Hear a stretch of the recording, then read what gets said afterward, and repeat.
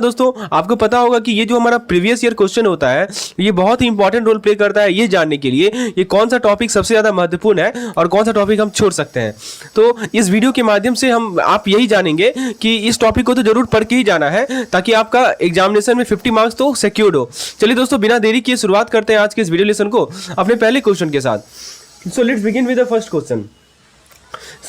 इस क्वेश्चन में हम लोग एक इंपॉर्टेंट कंसेप्ट को डील करने वाले हैं जो कि हमारे वर्ल्ड ऑफ फाइनेंस से बहुत इंपॉर्टेंट कंसेप्ट है जिसका नाम होता है हमारा बॉन्ड यील्ड। तो देखिए दोस्तों यदि आप इस फील्ड से नए हैं तो बिल्कुल भी आप घबराएं नहीं क्योंकि दोस्तों मैं आपके लिए आसान भाषा में इसे समझाऊंगा। तो देखिए सबसे पहले क्वेश्चन ये कह रहा है कि एक बॉन्ड है जिसका फेस वैल्यू दे रखा है 1000, इसका कूपन इंटरेस्ट है 8% का और इसको कोट किया गया मार्केट में 800 रुपये में। तो पूछा गया है आपसे कि बॉन्ड का करंट यील्ड क्या होगा। तो दोस्तों सबसे पहले ना इन सभी टर्म्स का मतलब समझते हैं। देखिए ये जो पार्टिकुलर सेशन है ना इसमें मैं आपको बेसिक चीज़ समझाऊंगा। सबसे पहला जो टर्म है वो हमारा एफबी है। एफबी क्या होता है? फेस वैल्यू होता है। फेस वैल्यू मतलब ये हुआ कि कितना अमाउंट से बॉन्ड का ओरिजिनली वर्थ क्या है, how much amount the bond is originally worth. तो यहाँ पे बॉन्ड का वर्थ कितना है 1000 है तो हमें फेस वैल्यू दे रखा है 1000। दूसरा चीज़ होता है हमारा कूपन इंटरेस्ट रेट। ठीक है, तो कूपन इंटरेस्ट रेट क्या होता है इसको समझिए। ये बेसिकली फेस वैल्यू का वो परसेंटेज जो कि आप एज अ बॉन्ड होल्डर आपको पेमेंट मिलेगा एनुअली, राइट। मैं फिर से रिपीट कर दूं, फेस वैल्यू का वो परसेंटेज जो कि आप चूंकि बॉन्ड होल्डर है आपको जो फेस वैल्यू का कितना परसेंटेज एनुअली मिलेगा वो होता है हमारा कूपन इंटरेस्ट रेट। तो जरा मुझे बताइएगा कि यहाँ पे इस केस में कूपन इंटरेस्ट रेट 8% दिया हुआ है तो 8% हम किसका निकालेंगे? 1000 का निकालेंगे तो कितना हो जाएगा? 80 हो जाएगा, राइट। अच्छा, तीसरा टर्म है मार्केट प्राइस। ये हमारा एमपी दिया हुआ है। एमपी कितना दिया हुआ है? 800 रुपया। मतलब कि बॉन्ड को किस रेट से मार्केट में बेचा जा रहा है। ठीक है, तो इसके यहाँ पे इस केस में हमारा जो मार्केट रेट है वो कितना है? 800 रुपया है। तो एवन दो बॉन्ड का जो ओरिजिनल वर्थ था वो था 1000 रुपीज़, ठीक है ना। शुरुआती में बॉन्ड का वर्थ कितना था? 1000 रुपीज़ था, लेकिन आप आज इसे 800 रुपये में खरीद सकते हैं। लेकिन दोस्तों आपको सेम इंटरेस्ट मिलेगा जैसे कि आप 1000 रुपये में पे करते हैं। सो इंटरेस्टिंग है, राइट। सो नाउ अब हम लोग सवाल क्या पूछा गया है? Current yield. तो करंट यील्ड का फॉर्मूला मैं आपको बता देता हूँ। आपने फेस वैल्यू समझा, आपने मार्केट प्राइस समझा, आपने करंट ये कूपन इंटरेस्ट रेट समझा। तो बॉन्ड का ओरिजिनल वर्थ था 1000 रुपया, लेकिन आज के डेट में आप इसे 800 रुपये में खरीद सकते हैं, लेकिन आपको सेम इंटरेस्ट मिलेगा जैसा कि आपने 1000 को पे किया था, जो कि कूपन इंटरेस्ट रेट की बात हम कर रहे हैं। चलिए, तो ये बेसिक चीज़ आपको समझ में आ गई। अब हम करंट यील्ड जो हमें निकालना है उसके फॉर्मूले को हम देखते हैं। दोस्तों आप एक और खुद से ट्राई कीजिए इस क्वेश्चन को। तो करंट यील्ड का जो फॉर्मूला होता है वो क्या होता है? दैट इज नथिंग बट हमारा जो एनुअल कूपन पेमेंट है, ठीक है, हमारा जो एनुअल कूपन पेमेंट है वो नॉमिनेटर में आएगा और जो हमारा करंट मार्केट प्राइस है वो डिनोमिनेटर में जाएगा। इसको हम लोग 100 से मल्टीप्लाई कर देंगे। तो सबसे पहला चीज़ क्या निकालना है हमें? Annual coupon payment. तो एनुअल कूपन पेमेंट कितना है? साफ साफ लिखा हुआ है 8% है। किसका 8% है? 1000 का 8% है। So annual coupon payment is equal to 8% of 1000 which is nothing but 80 rupees, right. और करंट मार्केट प्राइस क्या है? करंट एमपी क्या है? करंट एमपी है 800 रुपया, राइट। तो अब यहाँ पे कुछ मैथ्स करेंगे हम लोग तो आपको करंट यील्ड क्या मिल जाएगा? सिंपल सी बात है, 80 अपॉन 800 इंटू 100 परसेंटेज निकालने के लिए। So this will give you how much? This will give you 10%। So basically सही जवाब क्या होगा इसका? ऑप्शन नंबर सी होगा हमारा 10%। तो यहाँ पे देखिए दोस्तों, the key takeaway here is that when you buy a bond for less than its face value, your yield can be higher than the coupon rate। ठीक है ना, आप बॉन्ड को जो है खरीद रहे हैं फेस वैल्यू से कम दाम पे, क्योंकि 800 में खरीद रहे हैं ना, और बॉन्ड का फेस वैल्यू कितना? 1000 का है। तो जब भी आप बॉन्ड को फेस वैल्यू से कम दाम में खरीदेंगे तो उस केस में क्या होगा कि जो आपका यील्ड होगा, ठीक है ना, जैसे यहाँ पे आप यील्ड देख सकते हैं 10% हमारा यील्ड आया, तो जो यील्ड होगा वो आपके कूपन रेट से हायर होगा। कूपन रेट कितना है? 10% है, 8% है, और यहाँ पे यील्ड है। तो मैं आपको सिंपल लाइन में लिख देता हूँ कि if market price is less than face value, in this case your yield will be larger than coupon yield, coupon rate. ठीक है, ये यहाँ से कि हमारा की टेक अवे निकलता है। चलिए आगे बढ़ते हैं, let's see the next question. देखिए दोस्तों, ये जो टेबल है ना, यहाँ पे अकाउंटिंग स्टैंडर्ड्स पहले कॉलम में दर्शाया गया है और वो किसी से डील करता है वो दूसरे कॉलम में दर्शाया गया है। ये बहुत इंपॉर्टेंट टेबल है, इससे सवाल बनता ही बनता है, तो इसको आप याद कर लें। एक मेरा वीडियो भी है जिसमें मैंने समझाया है कि अकाउंटिंग स्टैंडर्ड को कैसे याद किया जाए, आप उसका भी हेल्प ले सकते हैं, ट्रिक के माध्यम से याद किया जाए। अब मैं आपको डिस्क्रिप्शन में उसका लिंक भी दे दूंगा। चलिए, तो अब हम लोग अगले सवाल में आते हैं। Let's see the next question. अगला सवाल है हमारा एक टैक्स बेनिफिट जो सीनियर सिटीजन को मिलता है भारत में, उससे रिगार्डिंग है, जो कि हमारा सेक्शन TTB होता है। ठीक है, तो सवाल ये पूछा था कि जो सेक्शन TTB होता है इनकम टैक्स एक्ट का, उसके अनुसार कितना डिडक्शन अलाउ होता है। वही कह रहा है ना, what is the maximum amount of deduction allow in respect of the interest on deposit of senior citizen. तो ये सवाल है। तो फर्स्ट ऑफ ऑल सवाल ये है कि what is section TTB। Let's understand what is this section. ये सेक्शन है क्या। देखिए दोस्तों, ये सेक्शन को इंट्रोड्यूस किया गया था ताकि टैक्स रिलीफ प्रोवाइड करे किसे, सीनियर सिटीजन को। तो जो हमारे सीनियर सिटीजन है उनको टैक्स रिलीफ प्रोवाइड करने के लिए इस सेक्शन को लाया गया था, राइट। खासकर उनके इंटरेस्ट इनकम पे। तो सीनियर सिटीजन किस चीज़ पे टैक्स रिलीफ, इंटरेस्ट इनकम पे। तो जो भी उन्होंने इंटरेस्ट से अर्न किया है इनकम, बेसिकली उस पर टैक्स रिलीफ दिया गया। तो यदि आप एक सीनियर सिटीजन है तो आप एक डिडक्शन क्लेम कर सकते हैं जो इंटरेस्ट आपने अर्न किया है डिपॉजिट से। और ये डिपॉजिट चाहे तो बैंक के साथ हो सकता है, पोस्ट ऑफिस के साथ हो सकता है, या कोऑपरेटिव बैंक के साथ हो सकता है, राइट। तो अब यहाँ पे की पार्ट है, जो मैक्सिमम डिडक्शन अलाउ होता है ना, ठीक है, इस सेक्शन के अंदर वो कितना है, 50,000 का है। ये आपको याद रखना है। इसका मतलब ये हुआ कि यदि आप इंटरेस्ट इनकम अर्न कर रहे हैं अपने डिपॉजिट से, तो आप अपने टैक्सेबल इनकम को 50,000 तक कम करवा सकते हैं। तो ये एक सिग्निफिकेंट बेनिफिट है, क्योंकि ये इसके माध्यम से आपको हेल्प करता है कि कितना टैक्स आपको पे करना है वो कम कर देता है, ठीक है। तो जो मान लीजिए कुछ लोग ऐसे होते हैं जो कि फिक्स्ड इनकम पे लिव करते हैं ड्यूरिंग रिटायरमेंट, तो उनके लिए बहुत ही फायदेमंद ये स्कीम है। तो याद रखिएगा, ये डिडक्शन सीनियर सिटीजन के लिए ही एप्लीकेबल है, ठीक है। यदि if you are someone who no eligible makes you to take advantage of this benefit, right. तो सेक्शन 80 TTB समझ में आ गया। दोस्तों, यदि आपको इस प्रकार के और भी क्वेश्चंस चाहिए, लगभग हमारे पास जो है पिछले जो 5 से 6 पेपर हुए हैं सभी के क्वेश्चन अवेलेबल है, जो कि हमारे AFM का जो PDF कोर्स है उसमें मैंने प्रीवियस ईयर क्वेश्चन डाल रखा है। और प्रीवियस ईयर क्वेश्चन आपको दिशा प्रोवाइड करेगा कि किस दिशा में आपको कौन कौन टॉपिक जरूर पढ़ के जाना है। एक फोल्डर मैंने बना रखा है अपने AFM के PDF कोर्स में, जिसमें मैंने प्रीवियस ईयर क्वेश्चन 2022 से अभी तक जितनी परीक्षा हुए हैं सभी का मैंने डाल रखा है। चलिए आगे बढ़ते हैं। अगला सवाल आपके स्क्रीन पर है, आपसे पूछा जा रहा है कि आइए इसे देखते हैं। यहाँ पे एक इंपॉर्टेंट कंसेप्ट को हम लोग डिस्कस करने वाले हैं, जो कि होता है हमारा डेब्ट इक्विटी रेशियो, राइट। तो सवाल ये कर रहा है कि इनमें से कौन सा स्टेटमेंट जो है करेक्टली डिस्क्राइब करता है डेब्ट इक्विटी रेशियो को और इसके इम्प्लीकेशन को। तो देखिए दोस्तों, डेब्ट इक्विटी रेशियो एक मेजर होता है जो कि कंपेयर करता है कि कितना पैसा एक कंपनी ने बोरो किया। दो चीज़ देखिए, एक चीज़ होता है कि कंपनी ने कितना बोरो किया, how much company has borrowed, जिसको हम लोग बोलते हैं डेब्ट। और दूसरा चीज़ क्या होता है कि कितना पैसा इसके ऑनर या स्टेक होल्डर ने इन्वेस्ट किया, जिसको क्या बोलते हैं हम लोग, इक्विटी। तो ऑनर या स्टेक होल्डर ने कितना इन्वेस्ट किया उसको हम लोग इक्विटी बोलते हैं, और जितना बोरो किया गया उसको हम लोग डेब्ट बोलते हैं, राइट। तो ये की इंडिकेटर होता है फाइनेंशियल स्टेबिलिटी का और कंपनी के रिस्क का। तो जरा हम लोग क्वेश्चन पे आते हैं। तो देखिए ऑप्शन ए क्या कर रहा है कि डेब्ट equity ratio is calculated as a proportion of total outside liability to share holder fund and is considered satisfactory if the ratio is 0.5।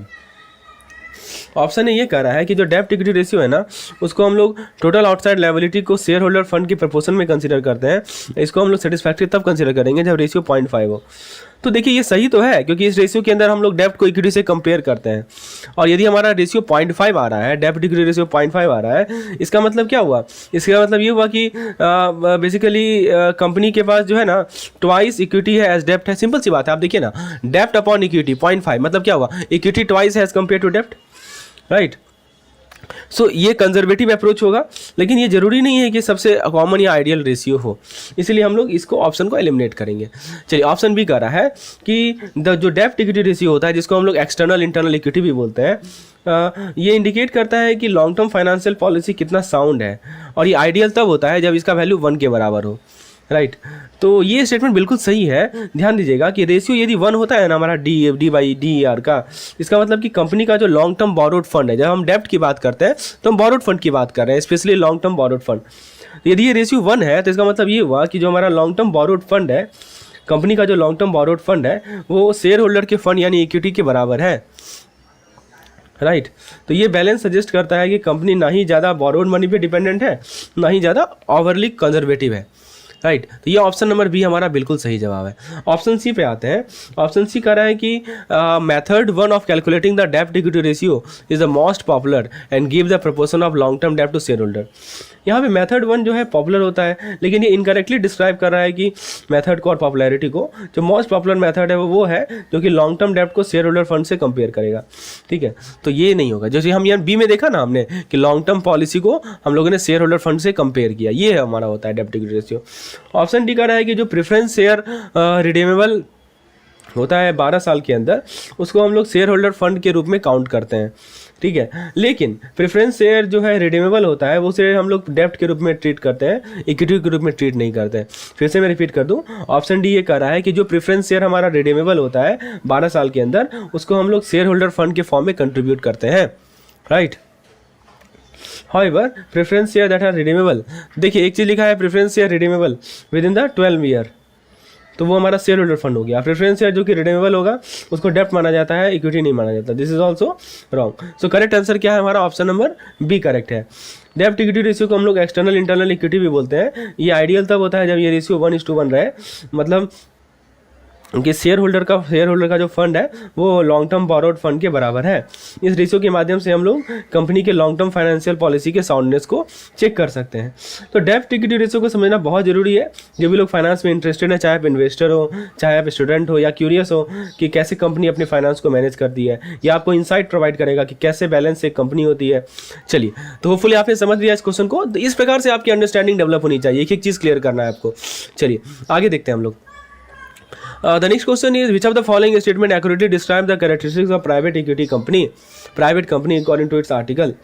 बहुत बढ़िया सवाल है। आपसे पूछा जा रहा है कि something fundamental in the corporate law that is the characteristics of private company.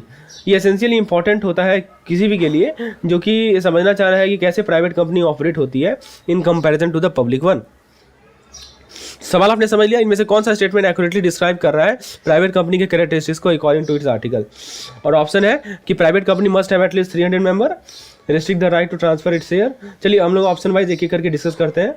तो सबसे पहला सवाल ये उठता है कि ये प्राइवेट कंपनियां होती क्या है, what is this private company. दोस्तों आपको मैं बता दूं कि यदि आपको एएफएम में डेली क्विजेस चाहिए, weekly unit wise mock test चाहिए, monthly module wise mock test चाहिए और finally full length mock test चाहिए, तो हमारा जो एएफएम का मॉक टेस्ट प्रोग्राम है उसमें आप इनरोल हो सकते हैं, या बाकी सभी सब्जेक्ट्स का भी मॉक टेस्ट प्रोग्राम है। इस मॉक टेस्ट के डेली क्विजेस के माध्यम से आप अपनी प्रिपरेशन को और भी बेहतरीन बना सकते हैं, क्योंकि जो क्विज होता है वो एग्जामिनेशन टाइप एनवायरनमेंट पे रहता है, ताकि आपका टेम्परामेंट डेवलप हो और आप अच्छे से चीज़ों को समझ पाए। गलती आपसे अभी गलती कर ले, एग्जाम में गलती ना करें, ठीक है ना। मॉक टेस्ट देने का यही पर्पज है कि जो भी गलती हो अभी आप कर लें, एग्जामिनेशन में गलती ना करें। यदि आप इसमें इनरोल होना चाहते हैं तो मुझे व्हाट्सएप कर सकते हैं इस पार्टिकुलर नंबर पर। नंबर मैं यहाँ पे लिख भी देता हूँ। मॉक टेस्ट का यही पर्पस होता है कि गलती हम एग्जामिनेशन से पहले कर लें, ठीक है, तो ताकि एग्जामिनेशन में वो गलती हम रिपीट ना करें। और जब एग्जाम में आप रिपीट कीजिएगा तो वही आपका 1 मार्क्स से छूट जाएगा, 44 पे अटक जाएगा, 49 पे अटक जाएगा, ठीक है। तो दैट्स द पर्पस। चलिए अब वापस क्वेश्चन पे आते हैं। पहला सवाल ये है कि प्राइवेट कंपनियां होती क्या है। देखिए सिंपल सी बात है, ये एक तरह का ऐसा बिजनेस स्ट्रक्चर है जो कि ज़्यादा रेस्ट्रिक्टिव है as compare to public company. देखिए सिंपल सी बात है, एक तरफ यदि हम प्राइवेट कंपनी लिखें और एक तरफ यदि हम पब्लिक कंपनी लिखें, तो ये जो प्राइवेट कंपनी होती है ना, ये रिस्ट्रिक्टिव होती है, राइट। मतलब ये हुआ कि इसके पास रूल्स होता है ताकि कंपनी के ऑनरशिप को क्लोजली रखें और प्राइवेट रखें। तो ये रूल्स होता है ना कंपनी के आर्टिकल ऑफ एसोसिएशन, जिसको हम लोग एओए बोलते हैं, कंपनी के एओए में लिखा रहता है, राइट। तो चलिए अब हम लोग ऑप्शन से गुजरते हैं। पहला ऑप्शन कह रहा है, ये हमारा पहला ऑप्शन है। पहला ऑप्शन कह रहा है कि the private company must have at least 300 member, ठीक है। पहला कह रहा है 300 मेंबर होना चाहिए। It restrict the right to transfer its share, मतलब, और तीसरा कह रहा है कि it invites the public to subscribe for its security. देखिए ये गलत है, क्योंकि प्राइवेट कंपनी जो है पब्लिक को इनवाइट नहीं करती है कि उसका सिक्योरिटी खरीद ले, और इसके पास जो है 300 मेंबर भी नहीं हो सकता है, लिमिट जो है बहुत कम है। तो ये स्टेटमेंट तो हमारा गलत है। दो चीज़ गलत है, पहला गलत ये है कि 300 मेंबर नहीं होना, ऐसा कुछ नहीं है 300 मेंबर होने का, और दूसरा गलत ये है कि ये पब्लिक को इन्वाइट नहीं करती है कि अपने सिक्योरिटी को सब्सक्राइब करें। ऑप्शन बी क्या कह रहा है कि private company except in the case of one person company, limits the number of members to 200, restrict the right to transfer its share and prohibit any invitation to the public to subscribe for any security of the company। बिल्कुल सही option है। देखिए कहा जा रहा है कि जो प्राइवेट कंपनी है ना, यदि आप ओपीसी को छोड़ दें, जब हम ओपीसी की बात कर रहे हैं, ये हमारा 1 पर्सन कंपनी होता है, यदि आप ओपीसी को छोड़ दें तो बाकी जो प्राइवेट कंपनियां होती हैं वो अपने मेंबर को 200 तक रेस्ट्रिक्ट करती हैं, राइट। और ये जो ट्रांसफ़र का राइट है वो भी रेस्ट्रिक्ट होता है। देखिए अपने शेयर को ट्रांसफ़र का राइट ये भी रेस्ट्रिक्टेड होता है, राइट। और पब्लिक को सब्सक्राइब करने के लिए इनविटेशन को प्रोहिबिट करती है किसी भी कंपनी के सिक्योरिटी के लिए, इसलिए नाम रखा गया है इसका प्राइवेट। ठीक है, ऑप्शन सी कह रहा है कि a private company allow unlimited member, ये तो गलत हो गया ना। ठीक है, और freely transfer it share and prohibit any invitation to the public to subscribe. ठीक है, तो यहाँ पे गलत क्या है कि अनलिमिटेड मेंबर नहीं होता है, 200 मेंबर तक लिमिटेड होता है। और दूसरी गलत क्या है कि फ्रीली ट्रांसफर इट शेयर, ऐसा नहीं होता है। ट्रांसफर अब आसानी से रेस्ट्रिक्ट होता है, यहाँ पे आसानी से हम ट्रांसफर शेयर नहीं कर सकते हैं। और लास्ट ऑप्शन कह रहा है कि a private company limits the except in the case of OPC limits the number member to 200 allow the free transfer of it share. अगले स्लाइड में चलते हैं। And invite the public to subscribe, ये देखिए ये वर्ड गलत कर दिया। ठीक है, ये गलत इसलिए कि प्राइवेट कंपनी पब्लिक को इन्वाइट नहीं करती है। तो देखिए सिंपल सी बात है, आपको मैं एक बार जस्ट रिकॉल करवा दूं। सबसे पहला चीज़ याद रखिएगा, प्राइवेट कंपनी में मेंबरशिप जो है 200 तक रिस्ट्रिक्टेड होता है, accept in the case of OPC 1 person company होता है। और ये पब्लिक को इन्वाइट नहीं करती है, public is not invited two by it security. और कंपनी जो है प्राइवेट रहेगी और क्लोजली हेल्ड रहेगी। ठीक है, और तीसरा है कि ट्रांसफर ऑफ शेयर को रिस्ट्रिक्ट करता है, ट्रांसफर ऑफ शेयर को ये क्या करता है, रेस्ट्रिक्ट करता है। ठीक है, ये 3 चीज़ आप ध्यान रखेंगे। चलिए हो देखिए इस तरह से आपको कंसेप्ट भी क्लियर करना है। जब आप ऑब्जेक्टिव क्वेश्चन सॉल्व करते हैं ना, तो हमारा जो वीडियो कोर्स है उसमें मैंने प्रत्येक ऑब्जेक्टिव क्वेश्चन को इस तरह से एक्सप्लेन किया है, कौन सा ऑप्शन गलत है, कौन सा ऑप्शन सही है, ताकि आपको कंसेप्चुअल अंडरस्टैंडिंग बने, राइट। और हमारा सभी चैप्टर यूनिट का वीडियो कोर्स अवेलेबल है in the form of MCQs videos भी अवेलेबल है, थ्योरी वीडियोज भी अवेलेबल है। विशेष जानकारी के लिए मुझे व्हाट्सएप कर सकते हैं इस पार्टिकुलर नंबर पर। चलिए आगे बढ़ते हैं हम लोग अगले क्वेश्चन की तरफ और देखते हैं कि अगला सवाल क्या पूछा गया था। ये तो वही क्वेश्चन है, हाँ ये देखिए बहुत बढ़िया सवाल है। आपसे पूछा गया था, टॉपिक जो यहाँ पे है वो है वेट लीज और ड्राई लीज के बीच का डिफरेंस। चलिए तो सबसे पहले आप चाहे एविएशन में हो, शिपिंग में हो या किसी भी इंडस्ट्रीज में हो जिसमें लीजिंग इक्विपमेंट आता है, तो ये टर्म को समझना बहुत ही क्रूशियल है। चलिए इसको ब्रेक डाउन करते हैं। सबसे पहले ऑप्शन ये कर रहा है, क्वेश्चन ये कर रहा है कि इनमें से कौन सा स्टेटमेंट जो है वेट लीज और ड्राई लीज के बीच में डिस्टिंक्शन करता है। चलिए तो वेट लीज और ड्राई लीज जो होता है ना, लीजिंग अरेंजमेंट का 2 कॉमन टाइप होता है, स्पेशली वैसे इंडस्ट्री में जैसे कि एविएशन हो। लेकिन इसको डिफरेंट क्या बनाता है, दैट्स द पॉइंट। चलिए ऑप्शन ए की बात करते हैं। ऑप्शन ए कह रहा है कि वेट लीज में जो लेसी होता है वो इक्विपमेंट को ऑपरेट करेगा, इंश्योरेंस को हैंडल करेगा और मेंटेनेंस को हैंडल करेगा, जो कि गलत है। लिखा है ना, in wet lease the lessee operate the equipment and is responsible for it insurance and maintenance, this is wrong. और वेट लीज में क्या होता है कि जो लेसर होता है ना दोस्तों, जो लेसर होता है वो एक्चुअली प्रोवाइड करता है केवल इक्विपमेंट ही नहीं बल्कि क्रू भी प्रोवाइड करता है इसको ऑपरेट होने के लिए। तो फ्रेंड्स वेट लीज और ड्राई लीज में बेसिक डिफरेंस ये है कि ड्राई लीज में जो लेसी होता है ना, आपको पता होगा एक लेसर होता है लीज एग्रीमेंट में, लीज अरेंजमेंट में एक लेसर होता है और एक लेसी होता है। ठीक है, तो यदि हम ड्राई लीज की बात करें तो रिस्पॉन्सिबिलिटीज जो होती है इंश्योरेंस की और मेंटेनेंस की, ठीक है, लेसी की होती है। और वेट लीज में बात करें तो वेट लीज में जो रिस्पॉन्सिबिलिटी होती है इंश्योरेंस और मेंटेनेंस की, वो लेसर की होती है। ठीक है, डिटेल जानकारी के लिए हमारे वीडियोस को रेफर कर सकते हैं और अच्छे से तरीके से मैंने दोनों में डिफरेंस समझाया है। तो यहाँ पे क्वेश्चन को यदि देखा जाए तो पहला ऑप्शन कर रहा था क्या कि वेट लीज में लेसी ऑपरेट करता है इक्विपमेंट को और रिस्पॉन्सिबल होता है इंश्योरेंस और मेंटेनेंस के लिए। ये तो गलत है ना, क्योंकि वेट लीज में लेसर करता है। ठीक है, ये गलत है। ऑप्शन भी कर रहा है कि वेट लीज में लेसर ऑपरेट करता है इक्विपमेंट को और रिस्पॉन्सिबल होता है इंश्योरेंस और मेंटेनेंस के लिए, जबकि ड्राई लीज में ये फंक्शन लेसी का रिस्पॉन्सिबिलिटी होता है। बिल्कुल सही बात है, यही तो है हमारा आंसर। ऑप्शन सी का रहा है कि चाहे दोनों में लेसर रिस्पॉन्सिबल होता है, ये भी गलत है। ड्राई में लेसी होता है, वेट में लेसर होता है, ऐसे याद रख सकते हैं आप, राइट। और लास्ट ऑप्शन कह रहा है कि दोनों वेट और ड्राई में लेसी रिस्पॉन्सिबल होता है इक्विपमेंट ऑपरेट करने के लिए, लेकिन ड्राई लीज में लेसर हैंडल करता है इंश्योरेंस और मेंटेनेंस को। तो ये भी स्टेटमेंट गलत है, क्योंकि ड्राई लीज में लेसी जो है वो रिस्पॉन्सिबल होता है इंश्योरेंस के लिए और मेंटेनेंस के लिए। तो करेक्ट आंसर क्या है यहाँ पे हमारा, ऑप्शन नंबर बी।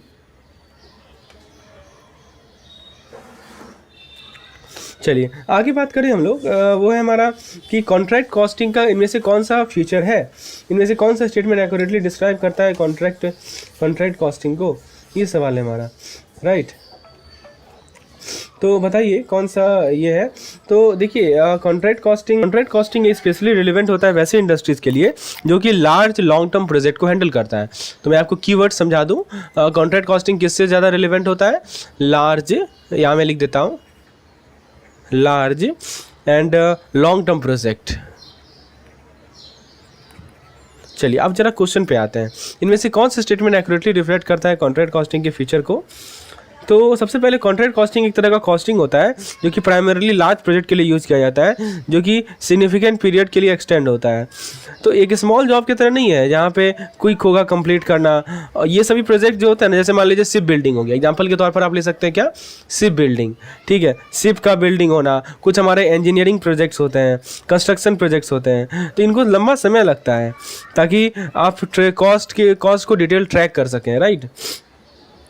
तो जरा ऑप्शन देखते हैं। पहला ऑप्शन कह रहा है कि contract costing is a form of process costing apply to small job that are completed within a short period.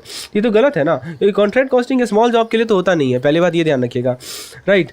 Process costing दूसरी तरफ एक तरह का एक यूज़ किया जाता है वैसे इंडस्ट्रीज़ में जहाँ पे प्रोडक्शन कंटिन्यूस हो, ठीक है ना। यहाँ पे एक वर्ड आया है प्रोसेस कॉस्टिंग, तो जहाँ पे हमारा कंटिन्यूस प्रोडक्शन होता है, जैसे कि आपका मैन्युफैक्चरिंग हो गया, ठीक है ना, वहाँ पे हमारा कॉन्ट्रैक्ट कॉस्टिंग होता है, राइट। तो ये खासकर मैन्युफैक्चरिंग में इसका ज़्यादा यूज होता है कॉन्ट्रैक्ट कॉस्टिंग का। और फिर दोस्तों उसके बाद ऑप्शन भी क्या कर रहा है कि each contract is treated as a cost unit and it cost are separate ascertained making it suitable for project like ship building, engineering and construction. देखिए ये हमारा सही ऑप्शन है, क्योंकि कॉन्ट्रैक्ट कॉस्टिंग में क्या होता है कि प्रत्येक कॉन्ट्रैक्ट को ना एक सेपरेट कॉस्ट यूनिट की तरह ट्रीट किया जाता है, राइट। तो याद रखिएगा कि प्रत्येक कॉन्ट्रैक्ट को हम लोग एक every contract is treated as a separate cost unit, ठीक है। तो इसका मतलब ये हुआ कि जैसे मान लीजिए कि कोई स्पेसिफिक कॉन्ट्रैक्ट है, ठीक है, जैसे कि मान लीजिए मटेरियल का कॉन्ट्रैक्ट है, लेबर का कॉन्ट्रैक्ट है, या मान लीजिए ओवरहेड का कॉन्ट्रैक्ट है। तो कोई स्पेसिफिक कॉन्ट्रैक्ट में जितने भी कॉस्ट होते हैं, all the cost related to the specific contract, इनको इंडिविजुअली ट्रैक किया जाएगा। मटेरियल का कॉन्ट्रैक्ट है तो उस पर आपका कितना कॉस्ट लग रहा है, लेबर कॉन्ट्रैक्ट है उसमें कितना कॉस्ट लग रहा है, ओवरहेड कॉन्ट्रैक्ट है उसमें कितना कॉस्ट लग रहा है, सभी को इंडिविजुअली ट्रैक किया जाएगा। तो ये मेथड पार्टिकुलरली सुटेबल होता है वैसे प्रोजेक्ट्स के लिए जैसे कि शिप बिल्डिंग हो गया, इंजीनियरिंग हो गया, कंस्ट्रक्शन हो गया। इसीलिए हमारा ऑप्शन नंबर बी जो है बिल्कुल सही है, ठीक है ना। तो कॉन्ट्रैक्ट कॉस्टिंग को ऐसा समझिए कि प्रत्येक कॉन्ट्रैक्ट को हम लोग एक कॉस्ट यूनिट की तरह ट्रीट करते हैं। जैसे कि मैंने आपको बताया मटेरियल का कॉन्ट्रैक्ट अलग है, लेबर का कॉन्ट्रैक्ट अलग है, ओवरहेड का कॉन्ट्रैक्ट अलग है, राइट। चलिए ऑप्शन सी पे आते हैं। ऑप्शन सी कह रहा है कि overhead in the contract costing are usually higher than in the job costing. देखिए ये मिसलीडिंग है, क्यों? क्योंकि दोस्तों सिंपल सी बात है कि एक तरफ आप लीजिए मैं ऑप्शन नंबर सी समझा रहा हूँ, एक तरफ आप लीजिए आप कॉन्ट्रैक्ट कॉस्टिंग, ठीक है, कॉन्ट्रैक्ट कॉस्टिंग लीजिए, और एक तरफ लीजिए आप जॉब कॉस्टिंग, ठीक है। तो देखिए ऐसा होता है कि जो हमारा ओवरहेड होता है ना कॉन्ट्रैक्ट कॉस्टिंग में, उसको उतना ही केयरफुल एलोकेट किया जाता है जैसा कि जॉब कॉस्टिंग में हम लोग एलोकेट करते हैं।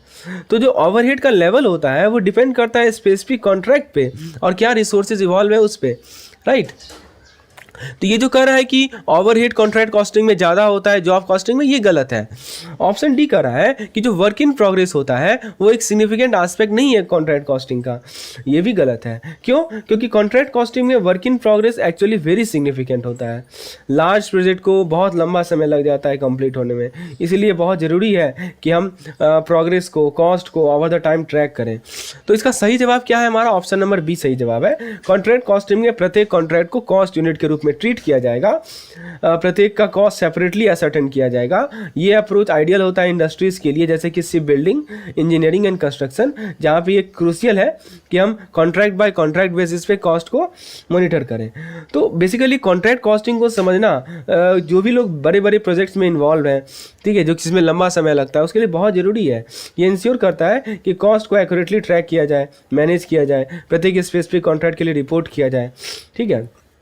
चलिए, तो इसका ऑप्शन नंबर बी हमारा क्या है, सही जवाब है। आइए अगले सवाल की ओर बढ़ते हैं।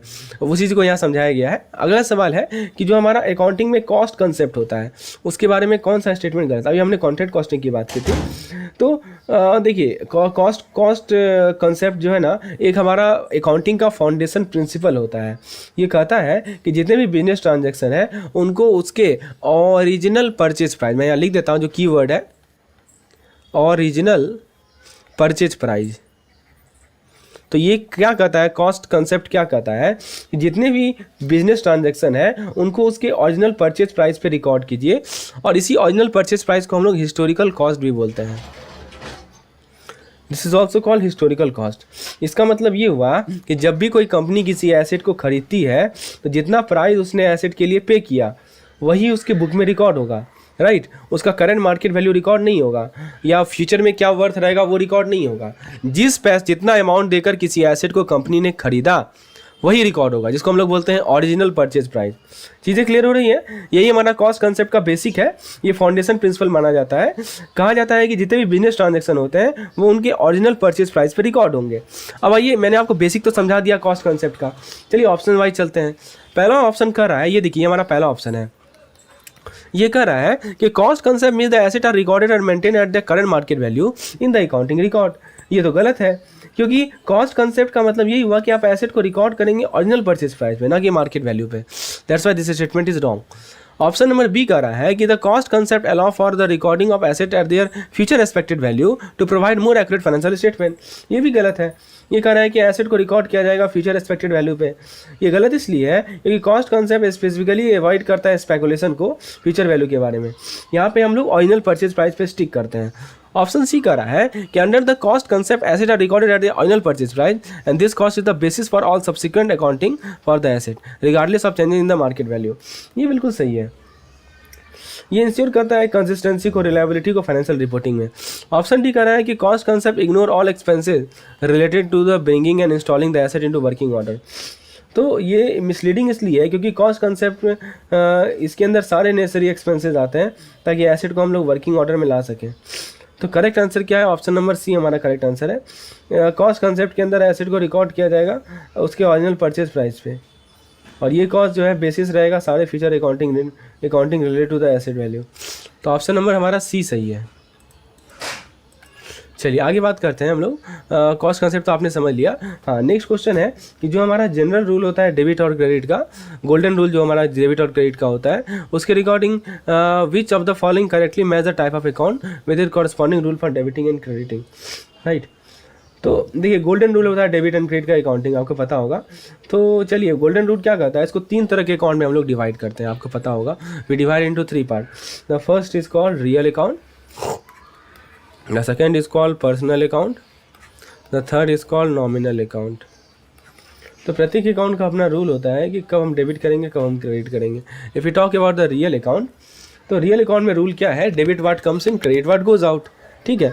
तो जैसे मान लीजिए कि आपका एसेट हो गया, जैसे कैश हो गया, मशीनरी हो गया, बिल्डिंग हो गया, तो जब भी कोई किसी चीज़ का वैल्यूएबल चीज़ आता है बिजनेस में तो उसको डेबिट किया जाएगा, और जब भी वो जाता है तो उसको क्रेडिट किया जाएगा, राइट। पर्सनल अकाउंट क्या कहता है, पर्सनल अकाउंट देखिए मैं आपको लिख भी देता हूँ, ठीक है। Debit what comes in, credit what goes out, ठीक है। यदि हम पर्सनल अकाउंट की बात करें तो पर्सनल अकाउंट क्या होता है कि debit the receiver credit the giver. यानी मान लीजिए कि किसी को एक ट्रांजैक्शन से बेनिफिट मिलता है तो आप उसके अकाउंट को डेबिट कीजिए, और यदि वो बेनिफिट देता है तो उसके अकाउंट को क्रेडिट कीजिए। नॉमिनल अकाउंट क्या कहता है कि debit all expenses and losses, credit all income and gain, right. तो ऑप्शन ए की बात करें यहाँ पे, debited for expenses and loss, credited for income and gain, ठीक है। तो एक ऑप्शन ये कहता है कि रियल अकाउंट को डेबिट किया जाएगा एक्सपेंस और लॉस के लिए, एक्सपेंस और लॉस के लिए, और क्रेडिट किया जाएगा इनकम और गेन के लिए। ये गलत है क्योंकि रियल अकाउंट जो है एसेट से रिलेटेड होता है, इनकम और एक्सपेंस से रिलेटेड नहीं होता है। ऑप्शन भी कह रहा है कि personal account debited for what comes in and credited for what goes out. तो ये सही है क्योंकि ये हमारा जो पर्सनल अकाउंट का रूल है उसको मैच कर रहा है, debit what comes in, credit what goes out, right. उसके बाद सी कह रहा है कि नॉमिनल अकाउंट का नियम है debit for receiver, credit for giver. तो ये रॉन्गली एट्रीब्यूट कर रहा है debiting the receiver and crediting the giver nominal account में, जो कि एक्चुअली पर्सनल अकाउंट का रूल है। तो ऑप्शन डी कर रहा है कि real account is debited for income and gain and credited for expenses and loss. ये भी गलत है। तो इसका सही जवाब क्या है? ऑप्शन नंबर बी है। ठीक है, क्या कहता है? Personal account debit for what comes in, credit for what goes out. Option B is the correct answer. ठीक है, तो ये सभी गोल्डन रूल को समझना बहुत जरूरी है एक्यूरेट बुक कीपिंग के लिए और फाइनेंशियल रिपोर्टिंग के लिए। चलिए, पहला क्वेश्चन है कि which of the following is not, यहाँ पे नॉट वर्ड को ध्यान दीजिएगा, विच of the following is not a related party under accounting standard number 18 यानी AS 18। तो दोस्तों सबसे पहले तो ऑप्शन वाइज चलते हैं। पहला कह रहा है कंपनी सब्सिडरी। पहले आप बताइए सब्सिडरी होता क्या है? तो सब्सिडियरी एक तरह की कंपनी होती है जो कि कंट्रोल की जाती है पेरेंट कंपनी के द्वारा। यानी इस कंपनी को कौन कंट्रोल करता है? तो पेरेंट कंपनी कंट्रोल करता है। तो यहाँ पे दोस्तों कंट्रोल एक की फैक्टर है। ठीक है, इसको कौन कंट्रोल कर रहा है? पेरेंट कंपनी कंट्रोल कर रहा है। ये कंट्रोल क्या है दोस्तों? दिस इज अ की factor, right, this is a की फैक्टर। ताकि कंट्रोल बहुत ही इंपॉर्टेंट की फैक्टर है ताकि रिलेटेड पार्टीज को हम डिफाइन कर सकें AS 18 के अंदर। AS 18 के अंदर जो रिलेटेड पार्टीज होते हैं उसको डिफाइन करने के लिए कंट्रोल एक की फैक्टर होता है। और सब्सिडरी को हम लोग डेफिनेटली भी रिलेटेड कंसीडर करेंगे। ठीक है, तो ये ऑप्शन तो नहीं होगा। कह रहा है कि कौन सा रिलेटेड पार्टी नहीं माना जाएगा। मैं फिर से रिपीट कर दूं, सब्सिडरी एक वो कंपनी होती है जो कि दूसरे कंपनी के द्वारा यानी पेरेंट कंपनी के द्वारा कंट्रोल की जाती है, राइट। तो यहाँ पे कंट्रोल एक की फैक्टर आ रहा है रिलेटेड पार्टी के डेफिनेशन में अंडर AS 18। तो सब्सिडरी तो डेफिनेटली जो है रिलेटेड पार्टी में ही कंसिडर किया जाएगा। ऑप्शन बी कर रहा है कंपनी की मैनेजमेंट पर्सोनल। इसका मतलब क्या हुआ कि ये जो इंडिविजुअल्स होते हैं यानी जो की मैनेजमेंट पर्सनल होते हैं इनके पास सिग्निफिकेंट अथॉरिटी होता है। They have significant authority, right. और ये इनका इन्फ्लुएंस भी कंपनी के ऊपर ज़्यादा होता है। कंपनी के फाइनेंशियल और ऑपरेशनल डिसीजन पे ज़्यादा इनका इन्फ्लुएंस होता है। हम लोग बात कर रहे हैं की मैनेजमेंट पर्सनल की, जिस कारण से ये भी हमारे रिलेटेड पार्टी के कैटेगरी में आएंगे, राइट। तो मैं फिर से आपको बता दूं कि जो हमारे कंपनी के की मैनेजमेंट पर्सनल होते हैं इनका भी प्रभुत्व, इनका भी सिग्निफिकेंट अथॉरिटी होता है, इन्फ्लुएंस होता है कंपनी के फाइनेंशियल और ऑपरेटिंग डिसीजन में। That's why they also are called related parties. C कर रहा है कंपनी जॉइंट वेंचर पार्टनर। दोस्तों जॉइंट वेंचर में क्या होता है कि दो या दो से ज्यादा पार्टीज, ठीक है, ग्रेटर देन 2 पार्टीज, ठीक है, एक साथ कंट्रोल शेयर करते हैं, राइट। दे शेयर कंट्रोल। तो 2 और मोर देन 2 पार्टी दे शेयर कंट्रोल और डिसीजन मेकिंग को शेयर करते हैं, जैसे एक रिलेटेड पार्टी रिलेशनशिप को एस्टैब्लिश करते हैं। तो दोस्तों पूछा क्या गया था कि कौन सा रिलेटेड पार्टी नहीं है? ए है, बी है, सी है। तो ऑप्शन डी नहीं है। कंपनी का कस्टमर। दोस्तों कस्टमर एक कंपनी के बिजनेस के लिए बहुत इंपॉर्टेंट है, लेकिन इनमें कोई क्षमता नहीं होती है कि वो कंट्रोल करे या कंपनी के फाइनेंशियल या ऑपरेटिंग डिसीजन को इन्फ्लुएंस करे। इसीलिए दोस्तों AS 18 के अंतर्गत जो हमारे कस्टमर होते हैं उन्हें हम लोग रिलेटेड पार्टी में कंसिडर नहीं करते हैं। तो यही हमारा सही जवाब है। Option number D is the correct answer. So this is how we explain each and every question. मैं आपको एक एक ऑप्शन को एक्सप्लेन करूंगा और समझाऊंगा कि क्वेश्चन के संदर्भ में ये ऑप्शन क्यों गलत है, ये ऑप्शन क्यों सही है। This is our most important part. चलिए सो आगे बढ़ते हैं दोस्तों। नेक्स्ट हमारा क्वेश्चन है, इनमें से कौन सा एक एलिजिबल इंटरेस्ट इनकम नहीं होता है सेक्शन 80 TDB के डिडक्शन के अंतर्गत। चलिए तो ऑप्शंस को देखते हैं। पहला कह रहा है interest on saving account deposit. इसका मतलब क्या हुआ कि जो भी हम सेविंग अकाउंट में अर्न करते हैं, जो भी इंटरेस्ट हम सेविंग अकाउंट में अर्न करते हैं, जो कि भारत में जितने भी सेविंग अकाउंट है उस पर जो भी हम इंटरेस्ट अर्न कर रहे हैं, ठीक है, वो सभी एलिजिबल होते हैं। They are eligible for deduction under 80 TDB। याद रखिए जितने भी सेविंग अकाउंट होते हैं उस पे जो इंटरेस्ट अर्न होता है वो एलिजिबल होता है 80 TDB के डिडक्शन के अंतर्गत। आपसे क्या पूछा जा रहा है? Not an eligible. तो ये तो नहीं होगा। ऑप्शन बी कर रहा है इंटरेस्ट ऑन फिक्स डिपॉजिट। तो दोस्तों जो भी हम FD पे इंटरेस्ट अर्न करते हैं ना, मान लीजिए किसी भारतीय बैंक के साथ FD बना हुआ है, राइट, किसी इंडियन बैंक के साथ FD बना हुआ है और उस पर जो हम इंटरेस्ट कमाएंगे वो भी इस डिडक्शन के लिए एलिजिबल होता है, जिसको हम लोग बोलते हैं 80 TDB डिडक्शन। नेक्स्ट है हमारा, तो नॉट पूछा जा रहा है तो ये दोनों तो नहीं होगा। फिर interest on post deposit account. देखिए अब बहुत सारे पोस्ट डिपॉजिट अकाउंट के स्कीम्स होते हैं जैसे सीनियर सिटीजन सेविंग स्कीम हो गया, मंथली इनकम स्कीम हो गया, तो ये सभी दोस्तों ये भी 80 TDB डिडक्शन के लिए एलिजिबल होते हैं, राइट। और लास्ट ऑप्शन कर रहा है इंटरेस्ट ऑन एनआरआई अकाउंट। दोस्तों ये हमारा की डिफरेंस है, जो हमारा 80 TDB सेक्शन है ना, वो स्पेसिफिकली अप्लाई होता है किसके लिए? रेसिडेंट सीनियर सिटीजन के लिए। ध्यान दीजिएगा, ये किसके लिए अप्लाई होता है? रेसिडेंट सीनियर सिटीजन के लिए अप्लाई होता है, मतलब वैसे इंडिविजुअल जो कि भारतीय निवासी है टैक्स पर्पस के। तो एनआरआई अकाउंट की यदि हम बात करें तो एनआरआई अकाउंट तो दोस्तों जनरली हमारे रेजिडेंट कैटेगरी में फॉल ही नहीं करते, इसीलिए जो भी इंटरेस्ट इनकम अर्न हो रहा है एनआरआई अकाउंट में वो हमारे 80 TDB के डिडक्शन के अंदर इस एलिजिबल नहीं है, ठीक है। तो ये बात समझ में आई? तो सही जवाब क्या होगा? Option number D. एक बात को और आप समझ लीजिए कि यदि आपको डिडक्शन 80 TDB के अंदर क्लेम करना है तो रेसिडेंट, जो पहले बात तो क्या होना चाहिए कि वो रेसिडेंट सीनियर सिटीजन होना चाहिए। ये should be resident senior citizen, ये तो पहला पॉइंट है, सबसे इंपॉर्टेंट पॉइंट है। रेसिडेंट सीनियर सिटीजन तो होना ही चाहिए दोस्तों। उसके अलावा एक और इंपॉर्टेंट पॉइंट है कि वो 60 ईयर्स और ओल्ड हो, they should be 60 year and old, 60 साल से बड़ा हो, ये भी एक इंपॉर्टेंट कंडीशन है। और दोस्तों क्या कर रहा है कि जो टोटल डिडक्शन है वो कैप किया जाता है कितना भी 50,000 पे। सो this is the third condition. तो ये जो डिडक्शन है ना हमारा 80 TDB के अंदर, ये अप्लाई तभी होगा किसी स्पेसिफिक टाइप ऑफ डिपॉजिट के लिए अप्लाई होगा जो कि ऊपर लिखे गए, जैसे कि आपको मैंने सेविंग अकाउंट बताया, फिक्स डिपॉजिट बताया या पोस्ट ऑफिस अकाउंट डिपॉजिट बताया। चलिए अगला सवाल है। अगला सवाल है कि इनमें से कौन सा एब्जॉर्प्शन, ये सवाल पूछा गया था कि आपसे पूछा गया था कि जो हमारा एब्जॉर्प्शन कॉस्ट प्लस सेल्स का कौन सा फॉर्मूला नहीं है जब मार्जिन ऑफ सेफ्टी दिया जाता है।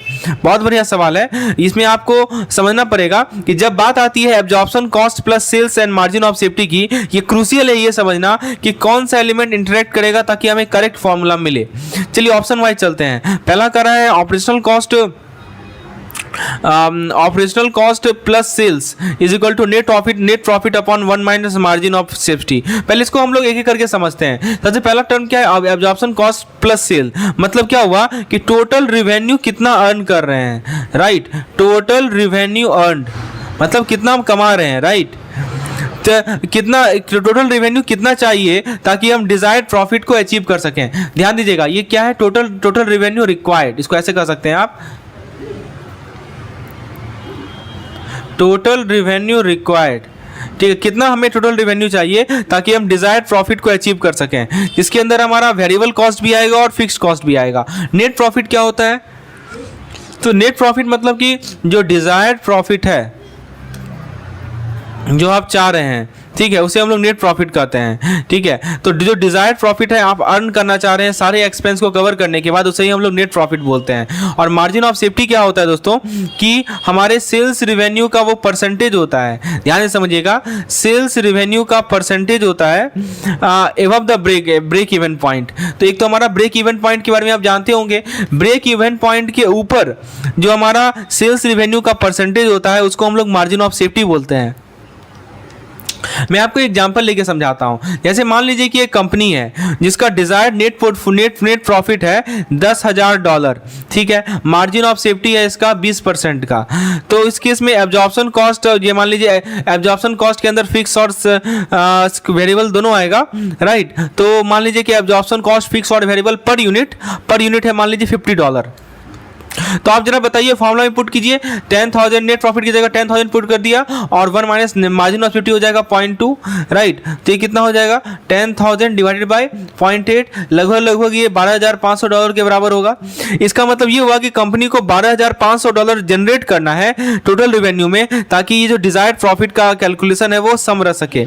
Next option is absorption costing plus sales is equal to net profit plus margin of safety into sales.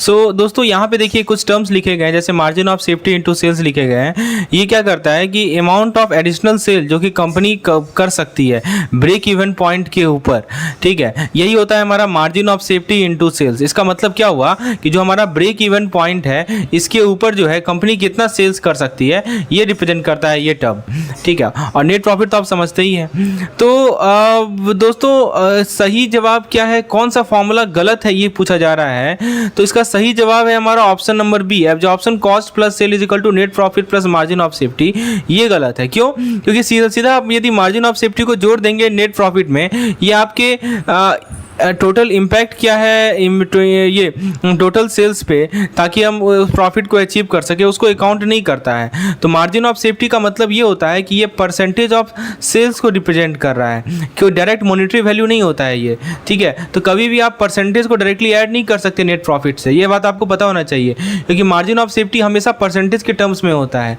समझे बात को।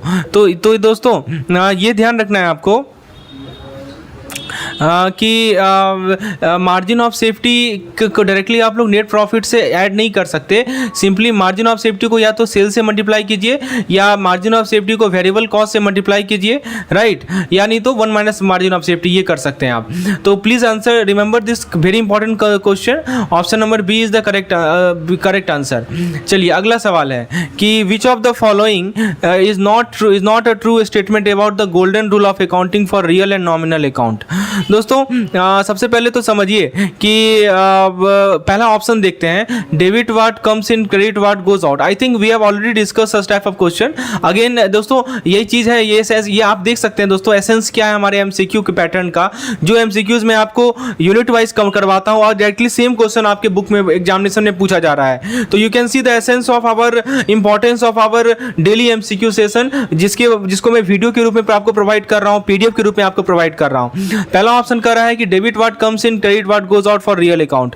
दोस्तों ये जो गोल्डन रूल है ना, ये सही होता है कि जैसे मान लीजिए कि आपका बिजनेस है, आप इक्विपमेंट खरीद रहे हैं, यू आर बाइंग इक्विपमेंट, ठीक है। तो ये इक्विपमेंट एक तरह का कैसा अकाउंट है, ये एक तरह का रियल अकाउंट है, राइट। तो चूंकि इक्विपमेंट आ रहा है आपके सिस्टम में, इक्विपमेंट इज कमिंग इन, तो ये डेबिट होगा, राइट। और कन्वर्सली यदि आप इक्विपमेंट को बेचेंगे, if you are selling equipment, तो ये आपके सिस्टम से बाहर जा रहा है, तो ये क्या हो जाएगा, क्रेडिट हो जाएगा। ये बात समझ में आ रही है आपको? तो ये जो कर रहा है कि debit what comes in, credit what goes out, ये रियल अकाउंट के लिए बिल्कुल सही है। आपसे पूछा जा रहा है कौन सा स्टेटमेंट गलत है, ये ध्यान रखिएगा, कौन सा स्टेटमेंट गलत है ये पूछा जा रहा है। ऑप्शन बी कर रहा है debit expense and loss and credit income and gain for nominal account. दोस्तों ये स्टेटमेंट भी सही है कि जो भी हमारे खर्चे हैं, जो भी हमारे लॉसेस हैं, उसको क्योंकि वो आपके बिजनेस के नेट इनकम को घटाएगा ना, आपका जो भी खर्चा है, आपका जो भी लॉसेस है, आपके बिजनेस के नेट इनकम को घटाएगा, इसीलिए उसे हम लोग क्या करते हैं, डेबिट करते हैं। लेकिन दूसरी तरफ आपके जो इनकम्स हैं, आपके जो गेन्स हैं, वो क्या करते हैं, वो आपके नेट इनकम को बढ़ाते हैं, राइट, वो आपके नेट इनकम को बढ़ाते हैं, इसीलिए इन्हें हम लोग क्रेडिट करते हैं। तो दो चीज को समझिए, जितने भी आपके लॉसेस हैं, एक्सपेंस है, उसे डेबिट करना, और जितने भी इनकम और गेन्स है उसे क्रेडिट करना नॉमिनल अकाउंट के लिए, ये बहुत इंपॉर्टेंट है। चलिए थर्ड पॉइंट को देखते हैं, रियल अकाउंट, इसको हम लोग थोड़ा स्किप कर रहे हैं थर्ड पॉइंट को। Nominal account are used to record the business performance over a period of time, while real account are used to record the business financial position at a specific point of time. देखिए दोस्तों समझिए इसे, ये जो statement है ना, accurately reflect कर रहा है प्रत्येक अकाउंट टाइप के नेचर को।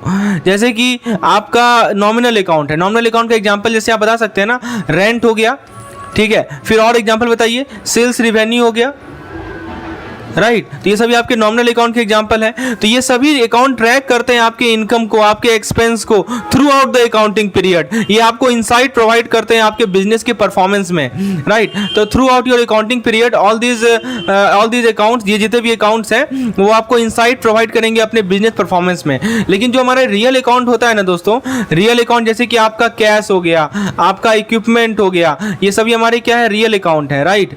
तो रियल अकाउंट ये क्या शो करता है कि आपका बिजनेस में एसेट कितना है, आपके बिजनेस में लायबिलिटीज कितने हैं eight a specific point of time, यानी कि मंड के अंत में, समझे। तो ये बिल्कुल सही है, ये भी सही है, ये भी सही है। सॉरी, ऑप्शन नंबर सी गलत है। क्या कर रहा है कि real account are close at the end of accounting period and nominal account are carried over to the next period. Option C को मैं आपको दोबारा रिटरेट करता हूं, इसमें कहा जा रहा है कि real account are close at the end of accounting period while nominal account are carried over to the next period. दोस्तों समझिए, देखिए चाहे ये मिसकंसेप्शन है, चाहे वो रियल अकाउंट हो या नॉमिनल अकाउंट हो, दोनों के दोनों को हम लोग अकाउंटिंग पीरियड के एंड में क्लोज करते ही करते हैं। और खासकर ये अकाउंटिंग पीरियड क्या होता है, 1 साल का अकाउंटिंग पीरियड होता है, समझे। क्लोज करने का पर्पस ये है कि हम फाइनेंशियल स्टेटमेंट को प्रिपेयर कर पाएं, जैसे कि इनकम स्टेटमेंट हो गया या बैलेंस शीट स्टेटमेंट हो गया। मैं आपको एग्जांपल लेके समझाता हूं इस चीज को। जैसे मान लीजिए कि आपका जो बिजनेस है, आप अपने बिजनेस में ऑफिस सप्लाई परचेज किए $100 का,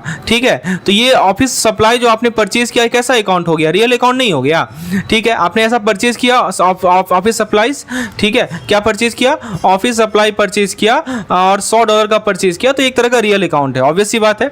अच्छा, अब ये जो ट्रांजेक्शन हुआ है ना, ये डेबिट हुआ है, दिस ट्रांजेक्शन इज डेबिटेड। क्यों डेबिटेड हुआ है, अब ये जो आपके ऑफिस अकाउंट में ये डेबिट हो जाएगा। क्यों डेबिट हो जाएगा, क्योंकि रियल अकाउंट है, और रियल अकाउंट का बेसिक फंडा आपको पता ही है, डेबिट ऑल एक्सपेंसेस। अच्छा, अब साल के अंत में यानी ईयर के एंड में क्या होगा कि आप ऑफिस सप्लाईज अकाउंट को क्लोज करेंगे। कैसे क्लोज करेंगे कि ये जो $100 का जो ट्रांसफर है उसे आप एक एक्सपेंस अकाउंट में ट्रांसफर कर देंगे, ठीक है। आप क्या करेंगे कि $100 को आप एक एक्सपेंस अकाउंट में ट्रांसफर कर देंगे, और ये जो एक्सपेंस अकाउंट है ये हमारा कैसा अकाउंट है, नॉमिनल अकाउंट है, ठीक है। तो इसे अब सवाल ये उठता है कि ठीक है, ऐसा तो हमने कर लिया, अब ये जो नॉमिनल अकाउंट है इसको कैसे क्लोज किया जाएगा। तो इसको क्लोज करने के लिए जितने भी एक्सपेंस है सभी को हम जोड़ेंगे और फिर उसको हम लोग टोटल को इनकम स्टेटमेंट में भेजेंगे। तो क्लोज करने का यही तरीका है कि टोटल को हम कहाँ भेजेंगे, इनकम स्टेटमेंट में भेजेंगे। तो इससे क्या हमें पता चलेगा कि इस पूरे साल में कितना खर्चा हुआ है। तो याद रखिए कि अकाउंट को क्लोज करना मतलब कि उसके बैलेंस को सेटल करना 0 तक नए पीरियड के लिए। इसका मतलब ये नहीं हुआ कि तुरंत का तुरंत वो डिसअपियर हो जाएगा, मतलब ये होता है कि उसको हम रीसेट कर रहे हैं ताकि हम अगले अकाउंटिंग साइकिल में फ्रेश स्टार्ट कर सकें। ये बात समझ में आई आपको। तो वही चीज मैंने आपको एग्जांपल लेके समझाया। आपका एक बिजनेस है, आपने अपने बिजनेस में ऑफिस सप्लाई $100 का परचेज किया, और ये जो ऑफिस सप्लाई होगा एक तरह का रियल अकाउंट होगा, और चूंकि आपने परचेज किया है तो आप इस अकाउंट को डेबिट करेंगे, क्योंकि रियल अकाउंट का बेसिक प्रिंसिपल ही कहता है debit what comes in, credit what goes out. तो ऑफिस सप्लाई आपके सिस्टम में आ रहा है, इसलिए आप इस अकाउंट को डेबिट करेंगे। ये बात क्लियर है। अच्छा, जब साल का अंत हो जाएगा तो आप क्या करेंगे, ये जो डेबिटेड अमाउंट है $100 का, इसको ट्रांसफर कर देंगे अपने एक्सपेंस अकाउंट में, जो कि आपका नॉमिनल अकाउंट है। और फिर क्या होगा कि ये जो एक्सपेंस है उसको आप फर्दर ट्रांसफर कर देंगे अपने इनकम स्टेटमेंट में, राइट। तो ये चीजें हैं। तो ऑप्शन नंबर सी इसीलिए क्या है, गलत है यहाँ पे हमारा। चलिए नेक्स्ट क्वेश्चन को डिस्कस करते हैं। इनमें से कौन सा स्टेटमेंट जो है जर्नल और लेजर के डेफिनेशन को बेस्ट डिस्क्राइब करता है। पहला ऑप्शन कर रहा है जर्नल लेजर। देखिए ये सभी चीजें ना हम अपने एमसीक्यू सेशन में कवर कर रखे हैं, और सेम क्वेश्चन को आप देख सकते हैं हमारे IIBF ने JIB की FM एग्जामिनेशन में पूछा है। पहला ऑप्शन कर रहा है कि journal is a book of original entry व ledger is a book of final entry. आपको यदि किसी प्रकार की स्टडी मटेरियल की रिक्वायरमेंट है then feel free to WhatsApp me on this particular number shown on the screen।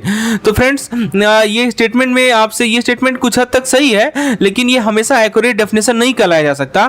Journal obvious सी बात है कि पहला प्लेस होता है जहां पे ट्रांजेक्शन को रिकॉर्ड किया जाता है, यानी बुक ऑफ ओरिजिनल एंट्री होता है, लेकिन लेजर फाइनल एंट्री के बुक को रिप्रेजेंट नहीं करता। तो ये जो कह रहा है कि ledger is book of final entry, this is wrong, ठीक है। तो मतलब अकाउंटिंग पीरियड के समाप्त होने पर दोनों को, चाहे जर्नल हो चाहे लेजर हो, दोनों को हम क्लोज करेंगे और रीसेट करेंगे। तो ऑप्शन नंबर ये तो गलत है।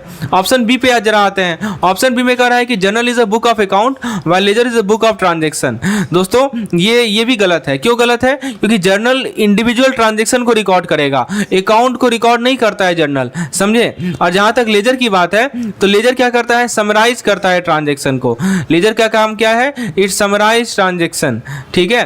तो ये गलत है। अच्छा, ए भी गलत है, बी भी गलत है। ऑप्शन सी पे आते हैं। सी कह रहा है कि journal is a book of transaction व ledger is a book of account. ये उसका रिवर्स कर रहा है। तो दोस्तों ये बिल्कुल सही स्टेटमेंट है। मान लीजिए कि आपने किसी आइटम को $100 में बेच दिया, तो ट्रांजैक्शन को कहां रिकॉर्ड कीजिएगा, पहले आप जर्नल में ही तो रिकॉर्ड कीजिएगा। तो ये जो जर्नल है ना, वही कहा जाता है कि ट्रांजैक्शन का बुक होता है। अच्छा, अब क्या होगा कि अब इस अमाउंट को आप ट्रांसफर कीजिएगा सेल्स में। कहां ट्रांसफर करेंगे आप? सेल्स में, सेल्स अकाउंट में ट्रांसफर करेंगे। लेजर के सेल्स अकाउंट में आप इसको ट्रांसफर करेंगे, राइट। तो जहां पे सारे के सारे सेल्स को आप एक्युमुलेट करते हैं, तो वही कहा जा रहा है कि जर्नल जो है ट्रांजैक्शन का बुक होता है, जबकि लेजर जो है अकाउंट का बुक होता है। यही बातें आपको समझ में आ रही है? मैं आपको फिर से रिपीट कर देता हूं। जैसे मान लीजिए कि आपने $100 का कोई सामान खरीदा, ठीक है। अब उस ट्रांजेक्शन को कहाँ रिकॉर्ड करेंगे आप? सबसे पहले तो आप जर्नल में रिकॉर्ड करेंगे और फिर जाकर उस ट्रांजेक्शन को आप जर्नल से अपने लेजर के सेल्स बुक में, सेल्स अकाउंट में डालेंगे। उस पार्टिकुलर सेल्स अकाउंट में सारे ट्रांजेक्शन, जो सेल्स ट्रांजेक्शन हुए हैं, उन्हें उसको आपने एक्युमुलेट करके रखा है। चलिए, तो इसीलिए ऑप्शन सी हमारा बिल्कुल सही जवाब है। ऑप्शन डी कह रहा है कि journal is a book of account and transaction while ledger a book of final entry. ये गलत है दोस्तों, ये इसमें भी इनएक्यूरेसीज है, ठीक है। तो जैसे मान लीजिए कि आपको $500 का पेमेंट करना है रेंट पर्पज से। 1 फरवरी को, 1 फरवरी को आपने एक रिकॉर्ड किया कि हमने $500 का रेंट पेमेंट किया। ये क्या हो गया? ये जर्नल हो गया कि आपने रिकॉर्ड किया इसे। लेजर कब कहलाएगा? कि जब आप ये $500 को कैश अकाउंट से रेंट एक्सपेंस अकाउंट में ट्रांसफर करेंगे लेजर में, जब सारा रेंट पेमेंट को ग्रुप किया जाएगा। तो अंतर समझिए जर्नल और लेजर में क्या बेसिक डिफरेंस होता है। जर्नल में आपने सिंपली रिकॉर्ड कर दिया कि हाँ 1 फरवरी को हमने $500 जो है रेंट दिया है, ठीक, बस रिकॉर्ड किया। लेकिन अब कौन सा अकाउंट अफेक्ट हुआ, कहाँ से पैसा किस अकाउंट से डेबिट होगा, किस अकाउंट से क्रेडिट होगा, ये सभी चीजें हम लोग कहाँ पे मेंशन करेंगे? लेजर अकाउंट में मेंशन करेंगे। ये बात समझ में आई आपको? इसीलिए कहा जाता है कि जर्नल जो है ट्रांजैक्शन का बुक है, जबकि लेजर जो है अकाउंट्स का बुक है। तो ये दोनों में आपको डिफरेंस क्लियर होना चाहिए। चलिए अगला सवाल देखते हैं। एक कंपनी का फिक्स कॉस्ट दे रखा था 1 लाख का, वेरिएबल कॉस्ट दे रखा था ₹5 पर यूनिट का, सेलिंग प्राइस पर यूनिट दे रखा है ₹10। तो ब्रेक इवन पॉइंट आपको बताना है, ठीक है। तो ये जो फिक्स कॉस्ट है 1 लाख का, ये तो सेम ही रहेगा ना, चाहे प्रोडक्शन का वॉल्यूम कितना भी हो जाए। जहाँ तक वेरिएबल कॉस्ट है 5 पर यूनिट, मतलब ये जो कॉस्ट है वो बढ़ सकता है या घट सकता है प्रोडक्शन के वॉल्यूम से। और लास्ट कर रहा है कि सेलिंग प्राइस जो है वो $10 है, ये भी सही है। अच्छा, आपको बीईपी का फॉर्मूला पता है या नहीं पता, ये बताइए। आपको पता होना चाहिए कि बीईपी का बेस नोमिनेटर में हम लोग क्या लिखते हैं? फिक्स्ड कॉस्ट को नोमिनेटर में लिखते हैं, और डिनोमिनेटर में क्या लिखेंगे? Selling price per unit minus cost price per unit. समझे? तो ये हमारा बीपी का फॉर्मूला होता है, आपको ये फॉर्मूला पता होना चाहिए। तो दोस्तों अब जरा फॉर्मूले में वैल्यू को पुट कर दिया जाए। पहले बताइए फिक्स कॉस्ट कितना है हमारा? फिक्स कॉस्ट है हमारा 1 लाख, है ना। अच्छा, सेलिंग प्राइस पर यूनिट कितना है? ₹10, और वेरिएबल कॉस्ट पर यूनिट कितना है? 5, ठीक है। तो अल्टीमेटली 1 लाख को यदि आप 5 से डिवाइड करेंगे तो 20,000 आएगा ना। तो ये 20,000 यूनिट आपने क्या किया है? ब्रेक इवन पॉइंट है आपका, ठीक है। मतलब कंपनी को 20,000 यूनिट बेचना है ताकि ये अपने टोटल कॉस्ट को कवर कर सके, यही होता है ब्रेक इवन का मतलब इस पॉइंट पे जो रेवेन्यू है वो इसके एक्सपेंस के बराबर है, ठीक है। ना ही इसका प्रॉफिट है ना ही इसका लॉस है, हम बीपी की बात कर रहे हैं, ठीक है। तो ऑप्शंस को देखते हैं। पहला ऑप्शन कर रहा है 10,000 यूनिट, ये तो गलत है, ठीक है। यदि आप 10,000 को बेचिएगा मान लीजिए, तो आपको रेवेन्यू कितना का मिलेगा बताइए? तो 10,000 गुने 10, देखिए ना, सेलिंग प्राइस आपने 10 किया, तो 10,000 को यदि आप बेचेगा तो 1 लाख का रेवेन्यू मिलेगा आपको, यही होगा ना, ठीक है। लेकिन जो कि आपके फिक्स कॉस्ट के बराबर है, लेकिन आपका जो वेरिएबल कॉस्ट है उसको तो कवर नहीं कर रहा है ना, इसलिए ऑप्शन ए तो बिल्कुल नहीं होगा। ऑप्शन सी कर रहा है 30,000, ये बहुत ज़्यादा हाई वैल्यू हो गया। आप 30,000 को 10 से गुना कीजिए तो 3 लाख तो ऐसे ही हो गया, जो कि एनफ होगा कि हम दोनों फिक्स और वेरिएबल कॉस्ट को कवर कर सकें। समझे बात को? तो इसीलिए दोस्तों सही जवाब क्या है इसका? Option number B is the correct answer, 20,000 unit. चलिए अगला सवाल है, इनमें से कौन सा बिजनेस एंटिटी जो है सोल बैंकर था? ठीक है, बिजनेस एंटिटी नहीं था, सोल बैंकर था, ये सवाल है। पहला है ईस्ट इंडिया कंपनी। थोड़ा सा इसके बारे में आपको हिस्ट्री बता दूं। देखिए दोस्तों, ईस्ट इंडिया कंपनी को एस्टेब्लिश किया गया था 1600 में, और ये एक तरह का ट्रेडिंग कंपनी था। This was a trading company which was operated primarily in India. लेकिन दोस्तों एक कोई बैंक नहीं थी इस केस में, तो ये इंगेज होता था कुछ फाइनेंशियल एक्टिविटीज में, जैसे कि बिल ऑफ एक्सचेंज को इशू करने में, कोई पैसा लैंड करने में एक्सेट्रा। तो this was the primitive stage. दूसरा है सेंट्रल बैंक ऑफ इंडिया। इसका फाउंडेशन हुआ था 1911 में। Okay, so this was founded in the 1911, और ये एक मेजर कॉमर्शियल बैंक है भारत का। Option C is Reserve Bank of India. दोस्तों इसका इस्टेब्लिशमेंट हुआ था 1935 में, और आरबीआई सेंट्रल बैंक है भारत की, पता ही हो आपको, सेंट्रल बैंक ऑफ इंडिया है माना जाता है। तो इसकी रिस्पॉन्सिबिलिटी है कि वो रेगुलेट करे मॉनेटरी सिस्टम को, इशू करे करेंसीज को, सुपरवाइज करे इस बैंक को, ठीक है। दूसरे बैंक की तरह नहीं है, अनलाइक अदर कमर्शियल बैंक, तो ये डायरेक्टली जो है सर्विसेज ऑफर नहीं करेंगे पब्लिक को। आज के वीडियो सेशन को एएफएम का पहला क्वेश्चन देखते हैं जो कि हमारे मई 2023 एग्जाम में पूछा गया है। पहला क्वेश्चन आपके स्क्रीन पर है। इसमें आपसे पूछा जा रहा है कि आप जब चेक के पीछे साइन करते हैं इसके लिए कौन सा टर्म को यूज किया जाता है। देखिए पहला है इंडोर्समेंट, ऑथराइजेशन, कंफर्मेशन, वेरिफिकेशन। मैं आपको एक ही चीज समझाता हूँ। देखिए इंडोर्समेंट क्या होता है, बेसिकली ये एक लीगल टर्म है। इंडोर्समेंट क्या है दोस्तों, ये एक लीगल टर्म है। आप इसे कहते हैं बैक ऑफ द चेक के पीछे साइन करने को इंडोर्समेंट कहा जाता है। तो एक तरह से आप क्या करते हैं दोस्तों, ऑनरशिप ट्रांसफर कर रहे होते हैं। What you do, you just transfer the ownership. So this is called ownership transfer mechanism, right. तो आप दूसरे पर्सन को ऑनरशिप ट्रांसफर करते हैं। जब आप चेक को इंडोर्स करते हैं तो आप ये कह रहे हैं कि आप परमिशन दे रहे हैं उस पर्सन को जिसका नाम आप इंडोर्समेंट में लिख रहे हैं कि वो चेक का कैशमेंट करवा सके। देखिए ऑथराइजेशन का मतलब ये होता है, ऑथराइजेशन एक ब्रॉडर टर्म है जिसको यूज किया जाता है किसी तरह के परमिशन को डिस्क्राइब करने के लिए। तो यदि आपको परमिशन देना है, उसे डिस्क्राइब करना है, तो ऑथराइजेशन को यूज करते हैं। तो दोस्तों चेक के कॉन्टेक्स्ट में ऑथराइजेशन का मतलब ये हो सकता है कि वो परमिशन जो कि बैंक को चाहिए आपसे ताकि पैसा आपके अकाउंट से विड्रॉ कर सके, तो ये ऑथराइजेशन का मीनिंग है। तो इसके कॉन्टेक्स्ट में ऑथराइजेशन का मीनिंग गलत है दोस्तों। नेक्स्ट है हमारा कन्फर्मेशन। कन्फर्मेशन का मतलब होता है वेरिफिकेशन। तो यदि आप वेरीफाई करना चाहते हैं कि कुछ सही है या एक्यूरेट है, तो चेक के कॉन्टेक्स्ट में बात करें तो कन्फर्मेशन का मतलब ये होता है कि बैंक को कन्फर्मेशन चाहिए आपसे कि चेक जेन्युइन है। तो ये होता है कन्फर्मेशन का मतलब। और दोस्तों वेरिफिकेशन का मतलब होता है कुछ चेक करना कि कुछ करेक्ट है या एक्यूरेट है या नहीं है।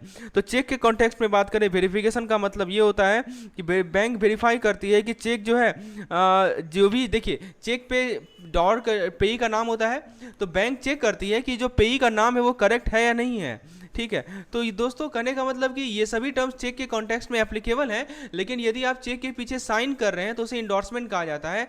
तो इसीलिए ऑप्शन नंबर ए करेक्ट है हमारा। आइए क्वेश्चन नंबर 2 को डिस्कस करते हैं। क्वेश्चन नंबर 2 देखिए न्यूमेरिकल बेस्ड क्वेश्चन है जो कि आपके रेशियो एनालिसिस टॉपिक से पूछा गया है। दोस्तों मैं आपको बता दूं रेशियो एनालिसिस बहुत ही इंपॉर्टेंट टॉपिक है, खासकर एएफएम के रिस्पेक्टिव में। और दोस्तों हमारे पास एक्सक्लूसिवली इसके 300+ एमसीक्यूज हैं। जितने तरह के एमसीक्यूज पॉसिबल है उसका मैंने पीडीएफ अपने पेड मेंबर को प्रोवाइड करके रखा है। यदि आप भी इसको एक्सेस करना चाहते हैं तो आपको बिल्कुल कुछ नहीं करना है, हमारे ऐप को इंस्टॉल कर लेना है, उसके फ्री सेक्शन में जाके आप इस पीडीएफ को एक्सेस कर सकते हैं। दोस्तों चलिए क्वेश्चन की ओर बढ़ते हैं।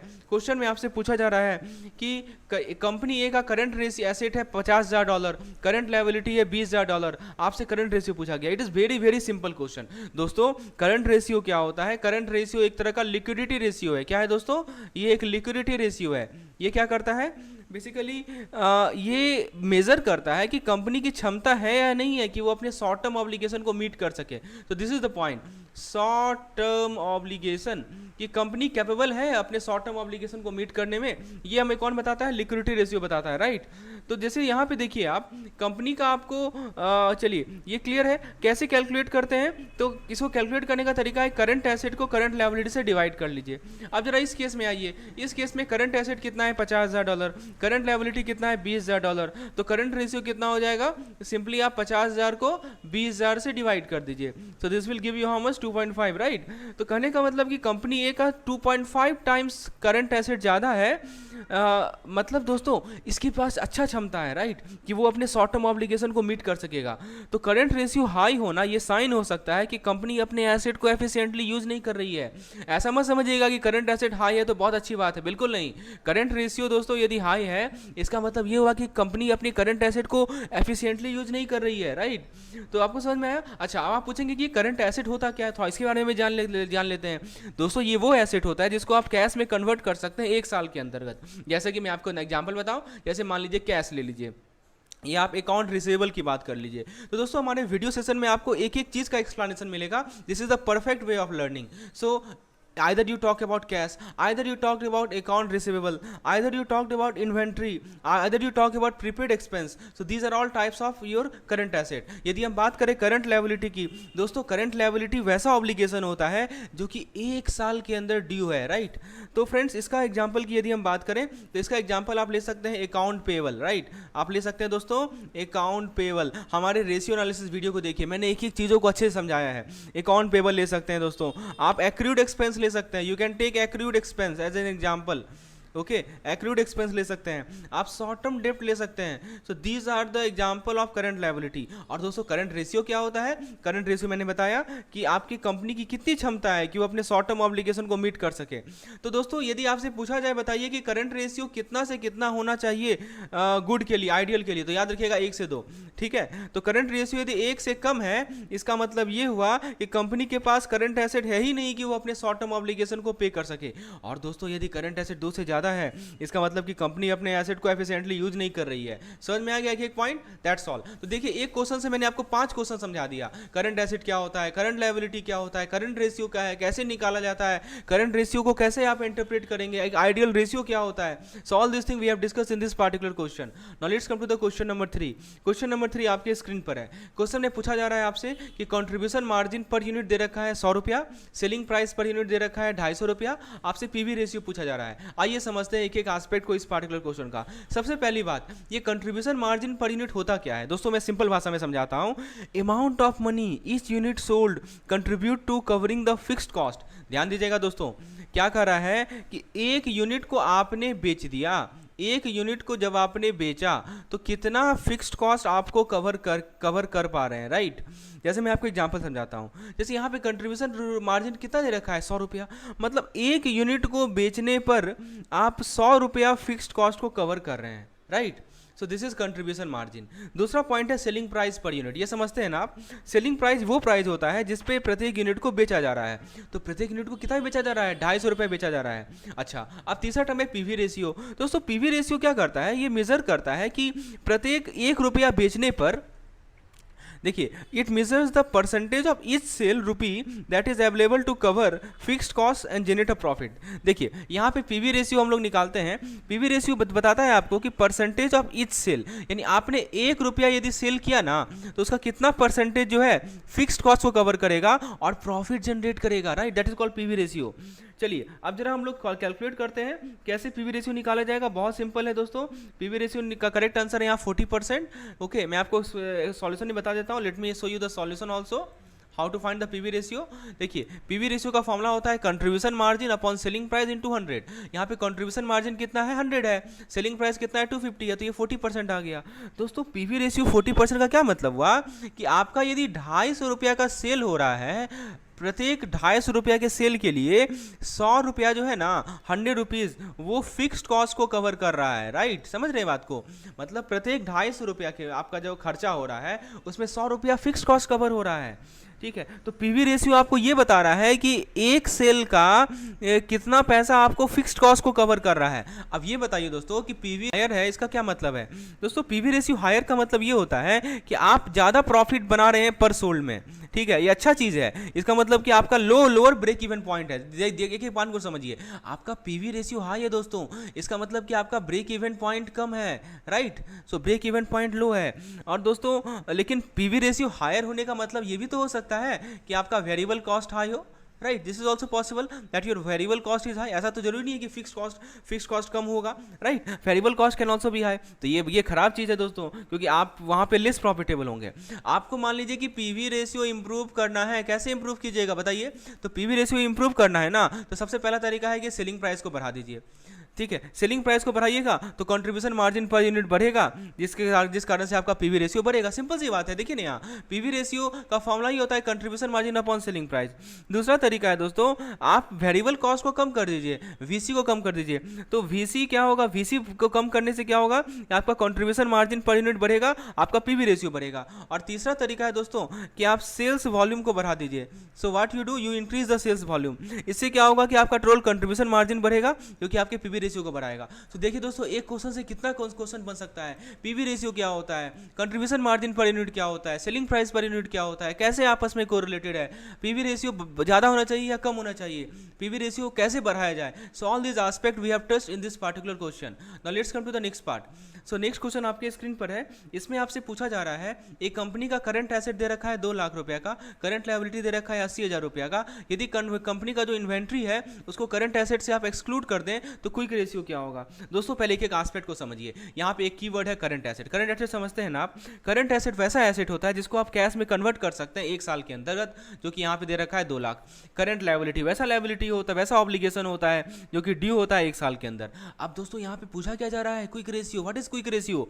दोस्तों क्विक रेशियो मेजर करता है कंपनी की क्षमता को कि वो अपने शॉर्ट टर्म ऑब्लिगेशन को मीट कर सके अपने मोस्ट लिक्विड एसेट से। यहाँ पे कीवर्ड क्या है? कीवर्ड है मोस्ट लिक्विड एसेट। देखिए समझिए, एक अभी हमने क्या पढ़ा था, इससे पहले हमने पढ़ा था आपको करंट रेशियो। वहाँ भी कंपनी की क्षमता को देखी जा रही थी कि वो अपने शॉर्ट टर्म ऑब्लिगेशन को मीट कर पा रहा है या नहीं कर पा रहा है। यहाँ भी हम लोग वही क्षमता देख रहे हैं कि शॉर्ट टर्म ऑब्लिगेशन को मीट कर पा रहा है या नहीं कर पा रहा है। लेकिन अंतर कहाँ है? अंतर इस बात में है कि जब हम करंट एसेट को कैलकुलेट करते हैं तो वहाँ पे केवल एसेट लेते हैं, लेकिन जब हम लोग क्विक एसेट कैलकुलेट करेंगे तो जो मोस्ट लिक्विड एसेट है वो लेंगे। अब आप पूछेंगे कि ये एसेट और मोस्ट लिक्विड एसेट में क्या डिफरेंस है? दोस्तों सिंपल सी बात है, जिस एसेट को आप तुरंत कन्वर्ट कर देंगे कैश में वो सबसे ज़्यादा लिक्विडिटी होगा, राइट। चलिए आपको समझ में आ गया होगा कि करंट एसेट और क्विक एसेट में क्या बेसिक डिफरेंस है। अब आइए कैलकुलेशन करते हैं। दोस्तों यहाँ पे आपको क्वेश्चन में क्विक रेशियो निकालना है, तो क्विक रेशियो में देखिए आप सबसे पहले ऑब्वियस सी बात है, इसका मैं आपको फॉर्मुला शो कर देता हूँ, नेक्स्ट स्लाइड में अवेलेबल है फॉर्मुला। देखिए क्विक रेशियो का दूसरा नाम है एसिड टेस्ट रेशियो। तो यहाँ पे देखिए inventory current inventory quick asset नहीं है दोस्तों, इन्वेंट्री क्विक एसेट नहीं है। क्यों? क्योंकि इन्वेंट्री को आप आसानी से कैश में कन्वर्ट नहीं कर सकते। बहुत इंपॉर्टेंट का फॉर्मूला है। Although inventory an asset, inventory asset है लेकिन ये क्विक एसेट नहीं है। इसीलिए हमने क्या किया, करंट एसेट से इसे सब्ट्रैक्ट कर लिया। करंट एसेट से हर एक वो एसेट को आप सब्ट्रैक्ट कर दीजिए जिसको आप तुरंत कैश में कन्वर्ट नहीं कर सकते हैं, तो आपको क्विक एसेट मिलेगा। तो दोस्तों सिंपल सा फॉर्मूला है, quick asset is equal to current asset minus all those asset which can not be converted into cash within 1 year. जैसा कि आपने यहाँ पे किया इन्वेंट्री, राइट। तो आपने क्विक एसेट निकाल लीजिए। करंट एसेट कितना है आपका? 2 लाख है। और इन्वेंट्री दे रखा है क्या? देखिए तो इन्वेंट्री है या नहीं है? इन्वेंट्री तो है ही नहीं, राइट। इन्वेंट्री है ही नहीं, राइट। सो आप देख सकते हैं कि आपका यहाँ पे कैश कितना है, कैश भी नहीं दे रखा है इन्होंने, कोई बात नहीं। तो फ्रेंड्स नेक्स्ट स्लाइड पे चलते हैं हम लोग। सो इन्वेंट्री है नहीं आपका, तो current asset upon current liability, so this will give you 2.5। अब दोस्तों इसका मतलब क्या हुआ, ये 2.5 जो वैल्यू आया इसका मीनिंग समझिए। तो क्विक रेशियो बता रहा है कि कैसे कोई कंपनी अपने मोस्ट लिक्विड एसेट को कैश में बदल सकती है अपने शॉर्ट टर्म ऑब्लिगेशन को पे करने के लिए। दोस्तों अब ये बताइए क्विक रेशियो हाई होना चाहिए या लो होना चाहिए? यदि क्विक रेशियो हाई है इसका मतलब कंपनी के पास ज़्यादा लिक्विड एसेट है, राइट। क्विक रेशियो हाई होने का मतलब क्या हुआ? क्विक रेशियो हाई होने का मतलब ये हुआ दोस्तों कि कंपनी के पास ज़्यादा लिक्विड एसेट है, राइट। और ज़्यादा लिक्विड एसेट होना सही बात है या गलत बात है बताइए? तो ऑब्वियस ही बात है ना कि वो अपने शॉर्ट टर्म ऑब्लिगेशन को पे कर पाएगी। तो आपको यदि क्विक रेशियो बढ़ाना है तो कैसे बढ़ाइएगा? सिंपल सी बात है, आप कैश को बढ़ा दीजिए, आप अकाउंट रिसीवेबल को बढ़ा दीजिए, राइट। तो आपका क्विक रेशियो बढ़ेगा। दूसरा तरीका है कि आप अपने इन्वेंट्री को कम कर दीजिए, राइट। आप अपने इन्वेंट्री को कम कर लीजिए तो आपका क्विक रेशियो बढ़ जाएगा। And what you do, you just पे डाउन योर करंट लायबिलिटी। जितने भी आपकी करंट लायबिलिटी है उसे पे डाउन कर दीजिए तो आपका क्विक रेशियो बढ़ जाएगा। So these are 3 methods by which you can reduce the quick ratio. Hopefully आपको क्लियर हो गया होगा। चलिए अब हम लोग नेक्स्ट क्वेश्चन की ओर बढ़ते हैं। आइए देखते हैं क्वेश्चन नंबर 4 में आपसे क्या पूछा गया था। बहुत ही देखिए न्यूमेरिकल देख सकते हैं दोस्तों, अभी तक हमने 4 क्वेश्चन किए, उसमें से 3 के 3 न्यूमेरिकल हैं। तो you can see the important contribution of numerical that this particular exam place.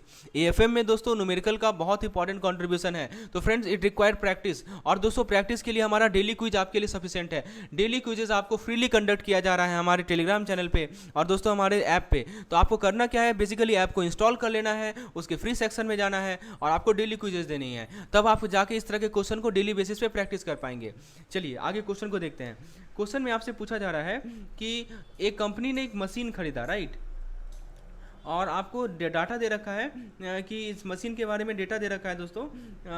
Machine का वैल्यू दे रखा है $1 लाख और इसका यूजफुल लाइफ है 5 साल का। यूजफुल लाइफ कितना है दोस्तों? यूजफुल लाइफ है 5 साल का। और आगे देखते हैं।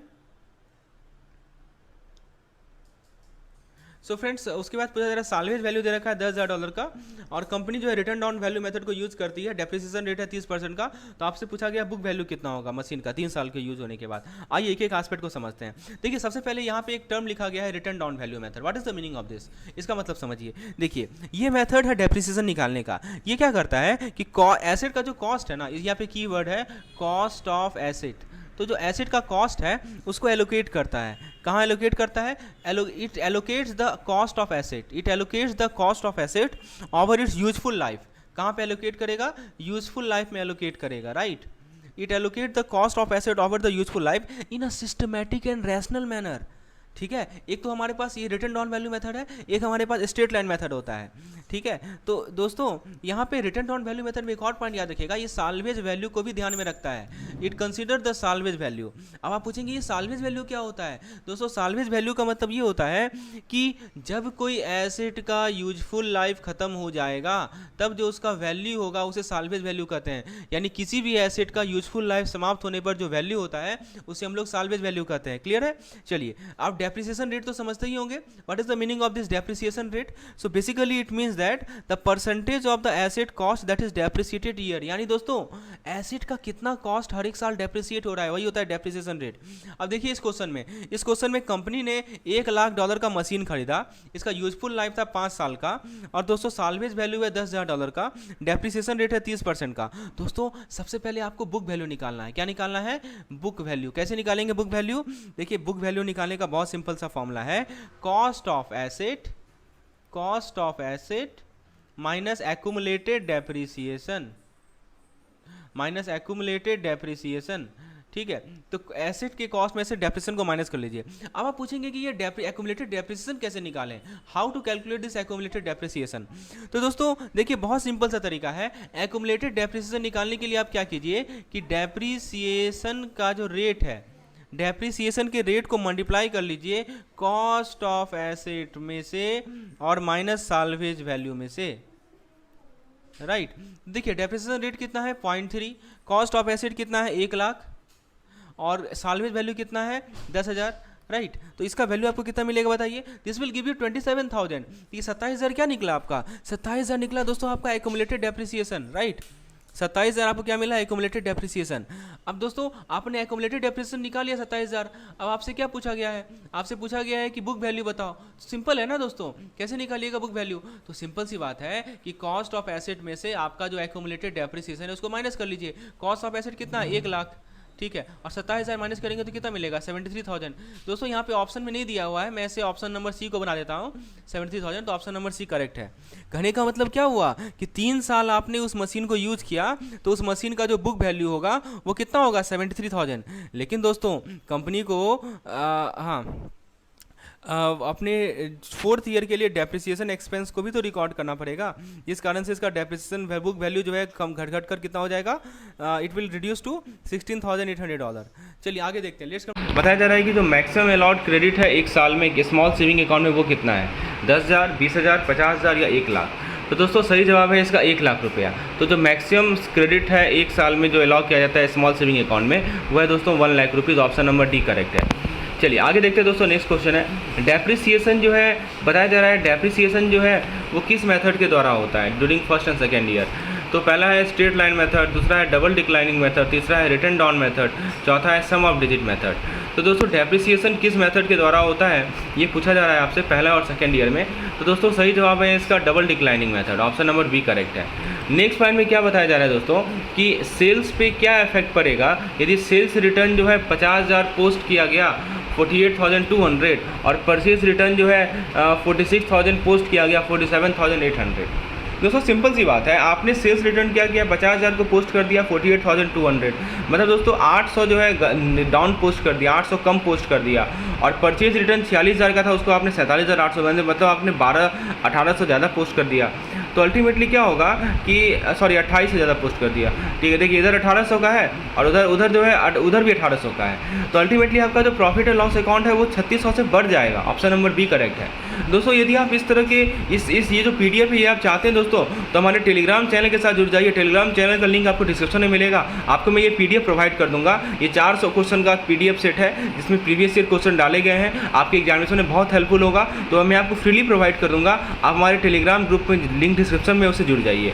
चलिए आगे बढ़ते हैं दोस्तों। नेक्स्ट पॉइंट पे आते हैं। नेक्स्ट पॉइंट में क्या बताया जा रहा है कि वो पर्सन कौन होता है जिसका नाम होता है विल में और वो इमीडिएटली डिराइव करता है डेथ होने ट्रेजरी टेस्टेटर के डेथ होने के बाद, और पर्पस है दोस्तों एडमिनिस्ट्रेशन ऑफ द प्रॉपर्टी और डिसीज्ड। तो एग्जीक्यूटर, एडमिनिस्ट्रेटर, जज या नन ऑफ दिस। सही जवाब है दोस्तों इसका एग्जीक्यूटर। आइए दोस्तों नेक्स्ट क्वेश्चन पे बात करते हैं। नेक्स्ट क्वेश्चन है हमारा। नेक्स्ट क्वेश्चन है कि इनमें से कौन सा document of title to goods नहीं होता है?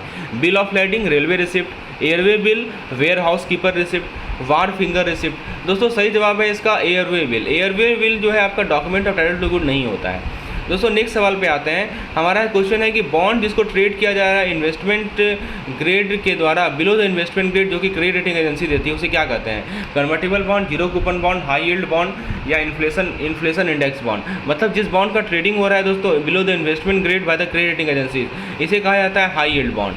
ठीक है, नेक्स्ट क्वेश्चन है इनमें से कौन सा प्रॉपर्टी है बॉन्ड ड्यूरेशन का? तो बॉन्ड ड्यूरेशन का प्रॉपर्टी पूछा जा रहा है। Duration is inversely related to coupon rate, duration is positively related with maturity, duration is inversely related to yield to maturity. ठीक है, ऑप्शन ए है 1 and 2, 1 and 3, 2 and 3, 1, 2 and 3। सही जवाब है दोस्तों, तीनों सही है। ठीक है, कि ड्यूरेशन जो है कूपन रेट से इन्वर्सली रिलेटेड होता है, ड्यूरेशन जो है पॉजिटिवली रिलेटेड होता है टाइम टू मैच्योरिटी से, ड्यूरेशन इन्वर्सली रिलेटेड होता है यील्ड टू मैच्योरिटी से। दोस्तों नेक्स्ट क्वेश्चन पूछा जा रहा है कि क्या हमारा जो इन्वेंट्री टर्नओवर रेशियो रहता है इसका डिनोमिनेटर क्या होता है? Beginner inventory, ending inventory, beginner inventory plus ending inventory और लास्ट है beginning inventory plus ending inventory divided by 2। सही जवाब है दोस्तों इसका option number D, beginning inventory plus ending inventory divided by 2। Friends, if you want such type of PDF, so if you want this MCQs PDF, kindly join my Telegram channel. Description is provided the link is provided in the description section. I will provide you this particular PDF which consists of 400 questions from previous year free of cost. So you have to join that channel and you will see the PDF in the Telegram channel. Now let's see the next question. Next question आपके screen पर है कि इनमें से कौन सा statement gold loan के बारे में करेक्ट है इंडिविजुअल को जो गोल्ड लोन दिया जाता है? पहला ऑप्शन है कि बैंक जो है लोन ग्रांट नहीं कर सकती अगेंस्ट प्राइमरी गोल्ड या बुलियन। बैंक लोन ग्रांट कर सकती है against specially minted gold point. Loan दिया जाता है दोस्तों गोल्ड कंटेंट ऑफ ऑर्नामेंट के बेसिस पे और लेबर चार्ज के बेसिस पे। गोल्ड लोन के लिए KYC नॉर्म्स को कंप्लाई नहीं किया जाएगा as security for gold is available to the bank. Option है 1 and 2, 3 and 4, 1, 2 and 3 और लास्ट है 1, 2, 3 and 4। सही जवाब है दोस्तों 1 and 2, यानी बैंक लोन ग्रांट नहीं कर सकती प्राइमरी गोल्ड या बिलियन के अगेंस्ट। बैंक लोन ग्रांट कर सकती है स्पेसिफिकली मिंटेड गोल्ड कॉइन के अगेंस्ट। नेक्स्ट क्वेश्चन पे आते हैं दोस्तों। पूछा जा रहा है कि एक बॉन्ड है जिसका पार वैल्यू है 5000 रुपया, इसका कूपन रेट है 10.75%, इसे सेमी एनुअली पे किया जाएगा, इसका मैच्योरिटी पीरियड है 4 साल का। तो आपसे पूछा जा रहा है कि रिक्वायर्ड रिटर्न और रिक्वायर्ड रेट जो बॉन्ड पे है वो है दोस्तों आपका रिटर्न बॉन्ड पे है 8%। तो आज बॉन्ड का वैल्यू कितना होगा? तो दोस्तों यहाँ बताइए सेमी एनुअल इंटरेस्ट पेमेंट पहले बताइए कितना होगा। तो 5000 है पार वैल्यू और आपका 10.75% बाई 2 कर लीजिए क्योंकि ये तो कूपन रेट एनुअल है ना।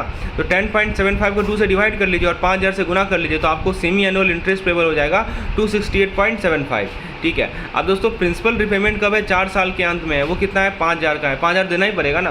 तो बॉन्ड का वैल्यू कैसे निकालेंगे? तो ये जो 268.75 है इसका प्रेजेंट वैल्यू आप क्या कीजिए PVIFA निकाल लीजिए 8% पे और 8 को 2 से डिवाइड कर दीजिए और 8 पीरियड के लिए। और दोस्तों 5000 जो है इसका भी PVIF निकाल लीजिए 4% पे और 8 पीरियड के लिए। तो आपको मिल जाएगा 5462, 5462.91।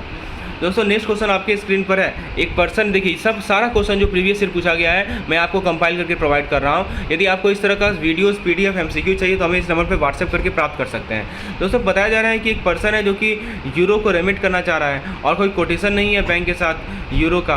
तो बैंक जो रेट वर्कआउट की रुपी वर्सेज डॉलर रेट और डॉलर वर्सेज यूरो रेट, तो दोस्तों इसे क्या कहा जाता है ये पूछा जा रहा है। ऑप्शन कर रहा है दोस्तों बिड रेट कहा जाता है, दूसरा ऑप्शन कर रहा है कि ऑफर रेट, तीसरा ऑप्शन कर रहा है क्रॉस रेट, चौथा ऑप्शन कर रहा है फ्लोटिंग रेट। तो इसे क्रॉस रेट कहा जाता है। दोस्तों पूछा जा रहा है कि LTV रेशियो जो आपका लोन टू वैल्यू रेशियो है होम लोन का, 30 लाख तक का लोन आप होम लोन ले रहे हैं तो इसका LTV रेशियो क्या है? 75%, 80%, 90%, 100%। बताइए क्या है? तो दोस्तों सही जवाब है इसका 90%। तो यदि आप होम लोन ले रहे हैं 30 लाख तक का तो इसका जो लोन टू वैल्यू रेशियो है वो है हमारा 90%। ठीक है, याद रखिएगा। चलिए आगे बढ़ते हैं। एक चार्ट है दोस्तों 90 ये हो LTV का, वो आप देख लीजिएगा। दोस्तों नेक्स्ट क्वेश्चन में बताया जा रहा है कि एक स्मॉल सेविंग अकाउंट में मैक्सिमम मंथली विड्रॉल लिमिट कितना है सेट किया गया है? 10,000 रुपया, 20,000 रुपया, 50,000 रुपया, 1 लाख रुपया। बताइए स्मॉल सेविंग अकाउंट में मंथली विड्रॉल लिमिट कितना है दोस्तों?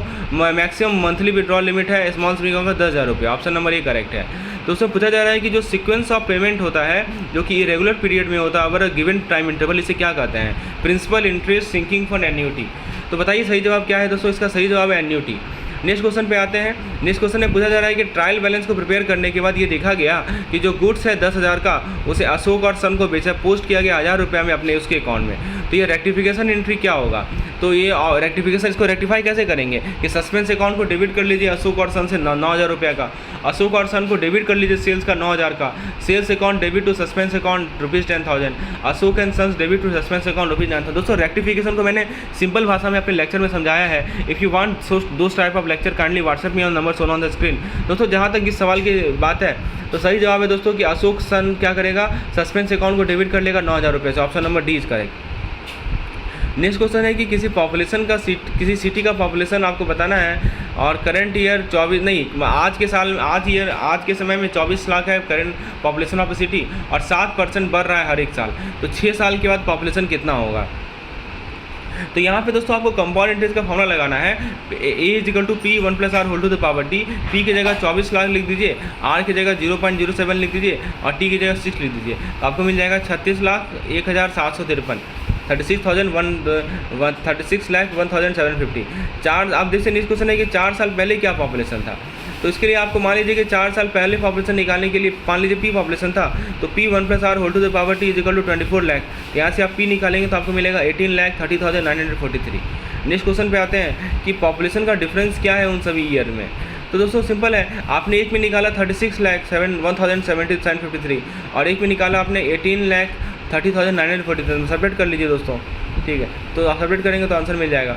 नेक्स्ट क्वेश्चन है दोस्तों, कमीशन जो आपको मिलता है एडवांस में वो कौन से नेचर का है, नॉमिनल अकाउंट है, वो मतलब कौन से अकाउंट में आएगा, nominal account, intangible account, personal account या रियल अकाउंट। दोस्तों कमीशन जो होता है वो हमारा पर्सनल अकाउंट में आता है, ठीक है। नेक्स्ट क्वेश्चन है कि किस पर्सन को आप अपॉइंट करते हैं कोर्ट के द्वारा ताकि वो मैनेज कर सके डिसीज्ड की प्रॉपर्टी को जो कि इसका डेथ हो गया है बिना किसी बिल को लीव किए। तो ऑप्शन है दोस्तों ट्रस्टी, एग्जीक्यूटर्स, एडमिनिस्ट्रेटर या नन ऑफ दिस। तो कोर्ट के द्वारा जो पर्सन अपॉइंट किया जाता है उसे हम लोग एडमिनिस्ट्रेटर कहते हैं। नेक्स्ट क्वेश्चन है दोस्तों कि इनमें से कौन सा जो है पेटी कैश बुक का टाइप है, सिंपल पेटी कैश बुक, कॉलमनर पेटी cash book, only 1, only 2, either 1 and 2, both 1 and 2। बताइए दोस्तों पेटी कैश बुक का कौन सा टाइप है। सही जवाब है दोस्तों बोथ 1 and 2, दोनों के दोनों टाइप है। जिस प्राइस पे दो अनरिलेटेड और नॉन डिस्परेट पार्टीज जो है ट्रांजेक्शन पे एग्री करेंगे उसे क्या कहते हैं, उसे दोस्तों ऑप्शन कर रहा है cost pricing, transfer pricing, opportunity pricing, arm length pricing. सही जवाब है दोस्तों इसका आर्म लेंथ प्राइसिंग। तो जिस प्राइजेस पे दो अनरिलेटेड और नॉन डिस्परेट पार्टी ट्रांजेक्शन के लिए एग्री करते हैं उसे आर्म लेंथ प्राइसिंग कहते हैं। दोस्तों फिर नेक्स्ट क्वेश्चन बताया जा रहा है कि एक फर्म गुड्स बेच रही है 50,000 का मेसर्स XYZ लिमिटेड को कैश में। तो इस केस में जब अकाउंट को क्रेडिट किया जाएगा तो कौन से प्रिंसिपल को फॉलो किया जाएगा, credit the giver, credit the receiver, credit what comes in, credit what goes out. सही जवाब है दोस्तों इसका option number D, credit what goes out. Next question है कि फीफो का फुल फॉर्म क्या है, first in first out, first in first on, first in first out, first inside first outside. सही जवाब है दोस्तों first in first out. Next question है कि कैश इन्फो दे रखा है 55,000 का, यूजफुल लाइफ प्रोजेक्ट दे रखा है 5 साल का, IRR दे रखा है 15% का, कॉस्ट ऑफ कैपिटल है 11% का, प्रोजेक्ट का NPV क्या होगा। तो दोस्तों NPV निकालना है तो NPV आप निकाल सकते हैं, इसका it will be option number C 18,676। इनमें से कौन सा सही स्टेटमेंट है, KYC वेरिफिकेशन सारे SHG मेंबर का रिक्वायरमेंट होगा जब ये सेविंग अकाउंट को ओपन करेंगे। फॉरेन स्टूडेंट को अलाउ किया गया है एक समय में 1 महीने में कि वो proof of local address furnish करेगा। लो रिस्क कस्टमर जो कि KYC डॉक्यूमेंट को सबमिट नहीं कर रहे हैं उन्हें 3 महीना में सबमिट करना है अकाउंट ओपनिंग में। ये सारे स्टेटमेंट सही हैं। देखिए ये क्वेश्चन DSCR से पूछा गया है। DSCR क्या होता है, डेब्ट सर्विस कवरेज रेशियो। आपको फॉर्मूला पता होना चाहिए इसका। देखिए टर्म लोन इंस्टॉलमेंट का अमाउंट दे रखा है 10,000 रुपया 1 महीने का, मंथली एवरेज इंटरेस्ट दे रखा है टर्म लोन पे वो 5,000 रुपया है, अमाउंट ऑफ डेप्रिसिएशन रुपीज़ दे रखा है 30,000 पर एनम और PAT यानी प्रॉफिट आफ्टर टैक्स दे रखा है 2,70,000। तो पूछा है कि DSCR कितना होगा। दोस्तों ये प्रीवियस ईयर बहुत इंपॉर्टेंट है, आपको आइडिया लग पाएगा कि किस तरह के सवाल एग्जाम में पूछे जाते हैं। दोस्तों DSCR का फॉर्मूला देख लीजिए क्या है, PAT plus depreciation plus annual instalment divided by annual interest plus annual instalment. तो PAT कितना है दोस्तों, PAT है 2,70,000। डेप्रिसिएशन कितना है दोस्तों, डेप्रिसिएशन है 30,000 रुपया। एनुअल इंटरेस्ट कितना है, तो एनुअल इंटरेस्ट है दोस्तों आपका 60,000। क्योंकि देखिए कैसे आपने एनुअल इंटरेस्ट निकाला है, क्योंकि मंथली एवरेज इंटरेस्ट है 5,000, इसको 12 से गुना कर देंगे तो 60,000 नहीं हो जाएगा, ठीक है। डिनोमिनेटर में क्या लिखेंगे, 60,000 annual interest plus annual instalment. Annual instalment कितना है 10, एनुअल इंस्टॉलमेंट है दोस्तों पर मंथ है 1,20,000 होगा। एक जीरो छूट गया है, इसको क्लियर कर लीजिए, एक जीरो यहाँ गलती से छूट गया है। 1 लाख, क्योंकि देखिए 10,000 आपका मंथली इंस्टॉलमेंट है तो ये एनुअल इंस्टॉलमेंट कितना हो जाएगा 1,20,000 हो जाएगा। ठीक है, तो ये आपका नीचे में 1,80,000 आएगा, ऊपर में 3,60,000 आएगा, तो आपका आंसर हो जाएगा 2। तो DSCR कितना होगा दोस्तों 2। तो ये फॉर्मूला याद रखिएगा DSCR का, बहुत इंपॉर्टेंट है। चलिए नेक्स्ट क्वेश्चन देखते हैं, बहुत बढ़िया क्वेश्चन है दोस्तों, इसको समझते हैं। क्वेश्चन में बताया जा रहा है कि आपको स्पॉट एक्सचेंज रेट दे रखा है 5.7500, फॉरवर्ड पीरियड दे रखा है 120 days, number of days in year का रहा है 360 डेज, फॉरवर्ड पॉइंट दे रखा है 0.02625। तो पूछा है इंटरेस्ट रेट डिफरेंशियल क्या होगा। दोस्तों यदि आप इस तरह के क्वेश्चन का PDF चाहते हो तो हमारे टेलीग्राम चैनल के साथ जुड़ जाइए, फ्री ऑफ कॉस्ट आपको PDF मिलेगा। टेलीग्राम चैनल का लिंक आपको डिस्क्रिप्शन में मिलेगा, डिस्क्रिप्शन में जाइए, वहाँ पे टेलीग्राम चैनल के लिंक पे क्लिक कीजिए और इस तरह के PDF को आप फ्रीली प्राप्त कर सकते हैं। तो इंटरेस्ट रेट डिफरेंशियल आपसे पूछा गया है कि बताओ इंटरेस्ट रेट डिफरेंशियल क्या होता है। तो दोस्तों इंटरेस्ट रेट डिफरेंशियल कैसे निकालते हैं, तो बहुत सिंपल है, इसका फॉर्मूला होता है दोस्तों, जैसे आप इंटरेस्ट रेट कैसे निकालते हैं, P × R × T/100 होता है ना, बस उसी को यूज़ करके निकालेंगे। तो इस क्वेश्चन में आप निकालेंगे तो ऑप्शन आंसर आएगा 1.3696, option number B. Next question है दोस्तों कि एक पासबुक है वो शो कर रहा है ओवरड्राफ्ट ₹9,750 का, और चेक जो है 750 रुपये का प्रेजेंट किया गया, तो इफेक्ट क्या पड़ेगा। तो ओवरड्राफ्ट जो है 700 रुपये से बढ़ जाएगा, ओवरड्राफ्ट 750 रुपये से घट जाएगा, कैश बुक ये घट सकता है, बढ़ सकता है 750 रुपये से, और चेक का पेमेंट जो है डिनाइड होगा या नन ऑफ द अबव। तो बताइए दोस्तों क्या सही जवाब है। तो उसका सही जवाब है, जैसे देखिए ओवरड्राफ्ट का कितना शो कर रहा है पासबुक 9,750, और चेक जो है 750 प्रेजेंट किया गया, ऑब्वियस सी बात है ओवरड्राफ्ट आपका 750 से बढ़ जाएगा, option number A is correct. Next question देखते हैं, बिल्स क्या होते हैं। तो बिल्स नॉमिनल होते हैं, रियल होते हैं, पर्सनल होते हैं, आर्टिफिशियल पर्सन होते हैं। बताइए क्या होता है दोस्तों। तो बिल एक तरह का रियल अकाउंट है, option number B is correct. Next question देखते हैं। नेक्स्ट क्वेश्चन बताया जा रहा है दोस्तों कि डेब्ट इक्विटी रेशियो एक्स लिमिटेड है 0.5, ठीक है, 0.5:1। तो इनमें से कौन सा इंक्रीज या डिक्रीज होने पे डेब्ट इक्विटी रेशियो चेंज नहीं होगा। मतलब आपको कुछ फैक्टर्स दिए हुए हैं, कौन से फैक्टर बढ़ेंगे या घटेंगे जिसके कारण से डेब्ट इक्विटी रेशियो में कोई फ़र्क नहीं पड़ेगा। पहला है further issue of equity share, यानी आप इक्विटी शेयर और इशू करेंगे। दूसरा है इंक्रीज, दूसरा है डिक्रीज, फिर चौथा है दोस्तों नो चेंज, और पाँचवा है दोस्तों नन ऑफ द अबव। दोस्तों सही जवाब है कि ऑप्शन नंबर बी। जैसे देखिए एज्यूम कीजिए कि 1 lakh worth of equity share है, इशू किया गया। ये क्या करेगा, आपके इंटरनल फंड को बढ़ा देगा 11 लाख तक, क्योंकि अभी 10 लाख था तो 1 लाख इशू किया, 11 लाख बढ़ा देगा। तो नया रेशियो क्या हो जाएगा 0.545:1। तो क्योंकि 5 लाख को नोमिनेटर में लिखेंगे, 11 लाख को डिनोमिनेटर में लिखेंगे। तो ये क्लियरली शो कर रहा है कि यदि आप फर्दर इक्विटी शेयर को इशू करेंगे तो ये आपका डेब्ट इक्विटी रेशियो क्या करता है, घटा देता है। समझे, ऑप्शन नंबर बी करेक्ट है। फिर सेकंड देखिए, यदि आपको डेटर से कैश मिला तो आपका डेब्ट इक्विटी रेशियो पे क्या फ़र्क पड़ेगा, इंक्रीज हो जाएगा, घट जाएगा, कोई चेंज नहीं होगा, नन ऑफ द अबव। बताइए आपको डेटर से कैश मिला, तो जब आपको कैश डेटर से मिलेगा ना, वो क्या होगा, इंटरनल और एक्सटर्नल फंड को अनचेंज रखेगा, क्योंकि ये केवल करंट एसेट के कंपोजिशन को अफेक्ट करेगा। आपको डेटर से कैश मिला तो ये आपका करंट एसेट का जो कंपोजिशन है केवल उसी को अफेक्ट करेगा, इंटरनल फंड या एक्सटर्नल फंड पे कोई इफेक्ट नहीं पड़ेगा। समझे बात को। इसीलिए दोस्तों डेब्ट इक्विटी रेशियो अनचेंज रहेगा, ऑप्शन नंबर सी करेक्ट है। मतलब आपसे पूछा जा रहा है कि क्या इफेक्ट होगा। फिर दोस्तों आपने गुड्स को बेचा कैश बेसिस पे, बताइए अब डेब्ट इक्विटी रेशियो पे क्या इफेक्ट पड़ेगा, बढ़ेगा, घटेगा, कोई चेंज नहीं होगा, नन ऑफ द अबव। दोस्तों यदि आपने गुड्स को कैश बेसिस पे बेचा तो तब भी रेशियो वही का वही रहेगा, क्योंकि गुड्स को सेल करना कैश बेसिस पे ये ना ही डेब्ट को इफेक्ट करता है ना ही इक्विटी को इफेक्ट करता है। दोस्तों यदि आपको डिटेल में समझना है कि डेब्ट इक्विटी रेशियो क्या है तो हमारा वीडियो कोर्स का हेल्प ले सकते हैं। वीडियो कोर्स का लिंक आपको डिस्क्रिप्शन में मिल जाएगा, आप टेलीग्राम चैनल के साथ जुड़िए। उसमें दोस्तों मैंने आपको डेब्ट इक्विटी रेशियो को अच्छे से समझाया है कि कौन सा फैक्टर डेब्ट इक्विटी रेशियो को अफेक्ट करता है, होता क्या है इसका मीनिंग, इसको मैंने कुछ एग्जाम्पल के द्वारा भी समझाया है। चलिए आगे बढ़ते हैं। यदि आप डिबेंचर को रिडीम करेंगे तो क्या होगा, बढ़ेगा, घटेगा, नो चेंज इन डेब्ट इक्विटी रेशियो, और लास्ट है नन ऑफ द अबव। दोस्तों यदि आप डिबेंचर को रिडीम करेंगे ना तो ये घटेगा। जैसे मान लीजिए कि 1 लाख का डिबेंचर है, उसे आपने रिडीम किया तो क्या होगा कि लॉन्ग टर्म डेब्ट जो है वो 4 लाख पहुंच जाएगा। अभी 5 लाख का था, आप चूँकि आपने डिबेंचर को रिडीम कर लिया 1 लाख का, तो लॉन्ग टर्म डेब्ट कितना हो जाएगा, 4 लाख का हो जाएगा। तो नया रेशियो क्या हो जाएगा, 0.4:1 हो जाएगा। तो यदि आप डिबेंचर को रिडीम करेंगे तो ये आपके डेब्ट इक्विटी रेशियो क्या करेगा, घटा देगा। नेक्स्ट में कहा जा रहा है कि आप गुड्स को परचेज कर रहे हैं क्रेडिट पे, बताइए DER पे क्या फिर पड़ेगा, बढ़ेगा, घटेगा, कोई चेंज नहीं होगा, नन ऑफ द अबव। तो यदि आप गुड्स को क्रेडिट पे परचेज करेंगे दोस्तों तो ये भी रेशियो को अनचेंज रखेगा, क्योंकि गुड्स को परचेज करना क्रेडिट पे ना ही डेब्ट को ना ही इक्विटी को अफेक्ट करता है। नेक्स्ट पॉइंट में बताया जा रहा है दोस्तों कि इनमें से कौन सा क्लासीफाई है इंटेंजिबल एसेट में। ऑप्शन है ट्रेडमार्क, ब्रांड, गुडविल, फिर दोस्तों नेक्स्ट है माइनिंग राइट, नेक्स्ट है कंप्यूटर हार्डवेयर। तो ए ऑप्शन है 1 और 2, 3 and 4, 1, 2 and 3, 1, 2, 3 and 4। बताइए इंटेंजिबल एसेट में किसे आप क्लासीफाई करेंगे? बताइए दोस्तों क्या सही जवाब होगा? तो करेक्ट आंसर है दोस्तों इसका तीनों। देखिए कंप्यूटर हार्डवेयर को छोड़ दीजिए आप, ट्रेडमार्क, गुडविल, माइनिंग राइट, ये सभी दोस्तों आपके इंटेंजिबल एसेट के पार्ट्स हैं, केवल कंप्यूटर हार्डवेयर नहीं है। नेक्स्ट पॉइंट को डिस्कस करते हैं कि ऑनर्स का जो प्राइवेट एक्सपेंस होता है, इसको जो एलोकेट किया जाएगा उसके बिजनेस को, तो ये वायलेट करता है किस अकाउंटिंग प्रिंसिपल को? देखिए हर एक चीज़ से क्वेश्चन पूछा गया है, बहुत इंपॉर्टेंट सेशन है ये। So if you want PDF kindly WhatsApp me on number shown on the screen. दोस्तों पूछा जा रहा है कि ऑनर्स का जो प्राइवेट एक्सपेंस होता है उसके बिजनेस का, वो कौन से अकाउंटिंग प्रिंसिपल को वायलेट करता है? Materiality concept, dual aspect concept, business entity concept, cost concept. दोस्तों इसका सही जवाब है बिजनेस एंटिटी कॉन्सेप्ट। तो ऑनर्स का जो प्राइवेट एक्सपेंस होता है, इसका जो एलोकेशन होता है दोस्तों, ये वायलेट करता है किसे? This violates the business entity concept. Option number C is correct. Next question पे आते हैं दोस्तों। कंप्यूटर जिसको बैंक में यूज़ किया जाता है उसके पास क्या होता है? डिजिटल होता है, एनालॉग होता है, बाइनरी होता है, नन ऑफ द अबव है।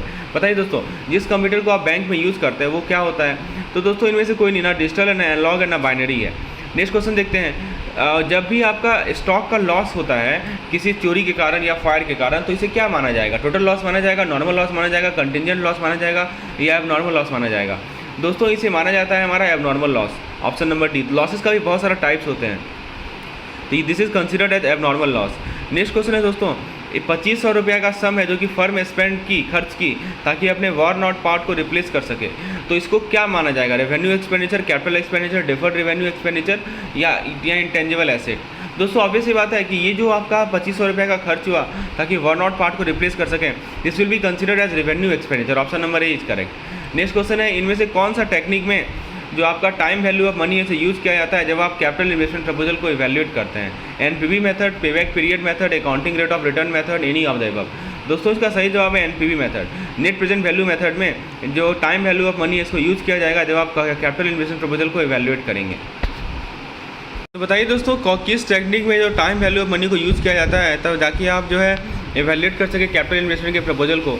तो सही जवाब है दोस्तों इसका एनपीवी मेथड यानी नेट प्रेजेंट वैल्यू मेथड। देखिए अब एक क्वेश्चन है, किसी फर्म का कैपिटल है 35 लाख में होगा दोस्तों, रिजर्व है 11 लाख, डिवेंचर है 80 लाख, प्रीलिमिनरी एक्सपेंस है 6, तो डेब्ट इक्विटी रेशियो क्या होगा? बताइए दोस्तों कैसे आप DER निकालेंगे? तो DER देखिए सिंपल सी बात है, लॉन्ग टर्म लायबिलिटी कितना हो गया इसमें?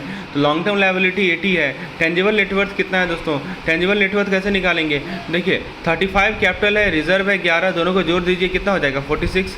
उसमें से आपका जो प्रीलिमिनरी एक्सपेंस है 6 का उसको माइनस कर लीजिए, यानी 40 हो जाएगा इसका टेंजिबल नेटवर्थ। तो आपका DER क्या होता है? डेब्ट इक्विटी रेशियो होता है। तो डेब्ट हो गया लॉन्ग टर्म लायबिलिटी यानी कि 80, और आपका इक्विटी क्या हो गया जो आपका टेंजिबल नेटवर्थ है जो कि 40 है। तो 80/40 कितना हो जाएगा? 2 हो जाएगा। ऑप्शन नंबर बी करेक्ट होगा। नेक्स्ट क्वेश्चन देखते हैं कि जनरली एक्सेप्टेड अकाउंटिंग प्रिंसिपल जिसको शॉर्ट में GAAP कहते हैं, इसको कौन रेगुलेट करता है? इसको पहला ऑप्शन है कि financial accounting standard board FASB, दूसरा ऑप्शन है government accounting standard board GASB। तो option number 1 is correct, option 2 is correct, either 1 और 2, बोथ 1 and 2।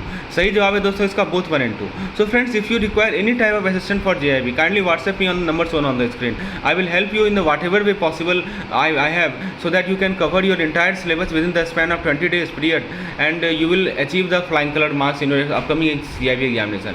दोस्तों नेक्स्ट क्वेश्चन की बात करते हैं कि करंट रेशियो दे रखा है 2:1, क्विक रेशियो दे रखा है 1.5:1, करंट लायबिलिटी है 1,60,000 का, तो इन्वेंट्री का वैल्यू क्या होगा? ऑप्शन आपके सामने है दोस्तों। सिंपल सी बात है, करंट रेशियो क्या होता है? Current asset upon current liability. Quick ratio क्या होता है? Quick asset upon current liability. Current liability इन्होंने दे रखा है 1,60,000 का। तो देखिए तो 1,60,000 का तो आप क्विक एसेट निकाल सकते हैं ना, तो क्विक एसेट कैसे निकालेंगे? तो 1,60,000 को 1.5 से मल्टीप्लाई कर लीजिए तो कितना हो जाएगा बताइए? 2,40,000 हो जाएगा? नहीं हो जाएगा 2,40,000 का क्विक एसेट। और आपका करंट एसेट कितना हो जाएगा? तो 3,20,000 का करंट एसेट हो जाएगा, राइट। तो 3,20,000 का करंट एसेट है और क्विक एसेट है आपका कितना का बताइए? 2,40,000 का। तो आपका जो इन्वेंट्री है, इन्वेंट्री बेसिकली वैसा एसेट होता है, फिक्स एसेट होता है, क्विक एसेट होता नहीं है। तो दोनों को माइनस कर लीजिए, यानी 3,20,000 को में से 2,40,000 को माइनस कर लीजिए तो आपको कितना हो जाएगा? 80,000 हो जाएगा। तो ऑप्शन नंबर बी करेक्ट हो जाएगा। सिंपल क्वेश्चन है, ठीक है। आपको कंसेप्ट क्लियर होना चाहिए, आपको पता होना चाहिए कि बेसिकली क्विक रेशियो होता क्या है, करंट रेशियो होता क्या है, तभी आप आंसर दे पाएंगे। नेक्स्ट क्वेश्चन है कि इनमें से कौन सा ऑप्शन इनकरेक्ट है regarding employ stock? Actually stock होगा, स्टॉक गलती से लिखा गया है, स्टॉक ऑप्शन स्कीम, ठीक है, ESOP। तो ऑप्शन ए है कि गाइडलाइन सेबी इशू करती है, एम्प्लॉय शेयर के लिए अप्लाई कर सकते हैं प्री डिटरमाइंड प्राइस पे। ESOP इज राइट है लेकिन ऑब्लिगेशन नहीं है एम्प्लॉय के लिए, और इस राइट को एक्सरसाइज कर सकते हैं किसी भी समय एम्प्लॉय के द्वारा। सही जवाब है दोस्तों ऑप्शन नंबर डी, ये गलत है, कभी भी आप एक्सरसाइज नहीं कर सकते। बाकी स्टेटमेंट सही है, ऑप्शन डी गलत है। नेक्स्ट क्वेश्चन है दोस्तों, कुछ जानकारी दी गई है, आपको कैलकुलेट करना। देखिए इन्वेंट्री इन द बिगनिंग, शुरुआत में इन्वेंट्री कितना है, ठीक है, दे रखा है इन्होंने 18,000 का, एंड में इन्वेंट्री कितना है 22,000 का, नेट परचेज कितना है 46,000 का, वेजेस कितना है 14,000 का, रेवेन्यू कितना है ऑपरेशन से 80,000 का, कैरेज इनवर्ट कितना है 4,000 का। तो इस डाटा से आपको कैलकुलेट करना है cost of revenue from operation. ठीक है दोस्तों, कॉस्ट ऑफ रेवेन्यू कैसे निकालते हैं, तो inventory in beginning plus net purchase. देखिए मैं आपको फॉर्मूला शो करता हूँ, let me show you the formula. देखिए inventory in the beginning plus net purchase plus wages plus carriage inward minus inventory at the end. तो 18,000 plus 46,000 plus 14,000 plus 4,000 minus 22,000, ठीक है। तो आपको क्या मिल जाएगा, cost of revenue from operation मिल जाएगा। तो ये आपका मिलेगा 60,000 रुपया। सिंपल सी बात है, आप बिगनिंग में इन्वेंट्री ले लीजिए, उसके बाद नेट परचेज ले लीजिए, उसके बाद वेजेस ले लीजिए, कैरेज इनवर्ट ले लीजिए, उसमें से इन्वेंट्री एट द एंड को माइनस कर लीजिए, तो आपको cost of revenue from operation मिल जाएगा, यानी कि 60,000 का आपका कॉस्ट ऑफ रेवेन्यू है। नेक्स्ट पूछा जा रहा है कि एवरेज इन्वेंट्री क्या होगा। ऑप्शन आपके सामने है 20,000, 40,000, 60,000, 80,000। दोस्तों एवरेज इन्वेंट्री का मतलब क्या होता है कि इन्वेंट्री शुरू में कितना था, इन्वेंट्री बाद में कितना है, और उसको 2 से जोड़ के 2 से डिवाइड कर दीजिए। तो 18,000 प्लस 22,000 अपन 2 यानी 20,000 आपका एवरेज इन्वेंट्री होगा। इन्वेंट्री टर्नओवर रेशियो क्या होगा, तो इन्वेंट्री टर्नओवर रेशियो के लिए आपने समय दिया हुआ है। तो इन्वेंट्री टर्नओवर रेशियो निकालने का सिंपल सा फॉर्मूला है कि cost of revenue from operation को नोमीटर में लिख दीजिए और एवरेज इन्वेंट्री को डिनोमिनेटर में लिख दीजिए। तो 60,000 को नोमीटर में, 20,000 को डिनोमिनेटर में, तो कितना हो जाएगा 3:1 हो जाएगा, यानी 3 टाइम्स हो जाएगा। दोस्तों पूछा जा रहा है कि माइनर के केस में जो एक्सेप्टेबल KYC डॉक्यूमेंट होता है वो क्या होता है for opening bank account. Natural guardian, legal guardian, minor खुद होता है, और गार्जियन जो कि अकाउंट को ऑपरेट कर रहा है। दोस्तों माइनर के केस में जो है एक्सेप्टेबल KYC डॉक्यूमेंट होता है जो गार्जियन जो अकाउंट को ऑपरेट कर रहा है। ऑप्शन नंबर डी करेक्ट है। नेक्स्ट क्वेश्चन है कि KYC रिक्वायरमेंट कम से कम KYC जो है कितने साल में किया जाए हर एक हाई रिस्क कस्टमर के लिए अपडेट किया जाए। तो दोस्तों सही जवाब है इसका 2 साल में, हाई रिस्क में 2 साल है दोस्तों। फिर पूछा जा रहा है कि during the closing of an account certain thing need to be considered which is not true. यदि आप किसी अकाउंट को क्लोज कर रहे हैं तो कुछ चीज़ ध्यान में रखना पड़ता है, इनमें से कौन सा सही नहीं है। पहला है, यदि जॉइंट अकाउंट रहे तो एक अकाउंट होल्डर जो है रिक्वेस्ट लेटर को साइन कर सकता है अकाउंट के क्लोजर के लिए। अकाउंट होल्डर सरेंडर करेगा न्यूज चेक को और पासबुक को। क्लोजिंग के बाद यदि पासबुक कस्टमर को रिक्वायर किया जा रही है तो रिटर्न कर सकता है, मार्किंग कर सकता है अकाउंट क्लोज, और सारा का सारा सही है। दोस्तों बताइए क्या सही जवाब है। इसका सही जवाब है ऑप्शन नंबर ए। जॉइंट अकाउंट के केस में एक अकाउंट होल्डर जो है रिक्वेस्ट लेटर को साइन करेगा अकाउंट के क्लोजर के लिए। DEF स्कीम में अमाउंट जो है अनक्लेम रह जाएगा मोर देन कितने साल के लिए, उसे क्रेडिट किया जाएगा इस फंड में within period of how many month from expiry of set period. दोस्तों DEF स्कीम में याद रखिएगा कि यदि कोई अमाउंट अनक्लेम है, ठीक है, 10 साल के लिए, option number C is correct, तो उसे क्रेडिट किया जाएगा इस फंड में within period of 3 month, 3 महीने के अंदर क्रेडिट किया जाएगा expiry of set period. Option number C is correct. Next question है कि जब भी किसी बिल को एक पार्टी ड्रॉ करती है दूसरे पार्टी पे, तो इनमें से कौन सा अकाउंट को क्रेडिट किया जाता है। Bill receivable account, debtor account, creditor account, bill payable account. सही जवाब है दोस्तों इसका डेटर अकाउंट। तो जब भी किसी बिल को ड्रॉ किया जाएगा एक पार्टी के द्वारा दूसरे पार्टी पे, तो उसका डेटर अकाउंट को क्रेडिट किया जाएगा। तो फ्रेंड्स ये था पार्ट 2 लेक्चर। यदि आपको इसका PDF चाहिए तो हमारे टेलीग्राम चैनल के साथ जुड़िए। नेक्स्ट लेक्चर में हम लोग बाकी क्वेश्चन को डिस्कस करेंगे। धन्यवाद।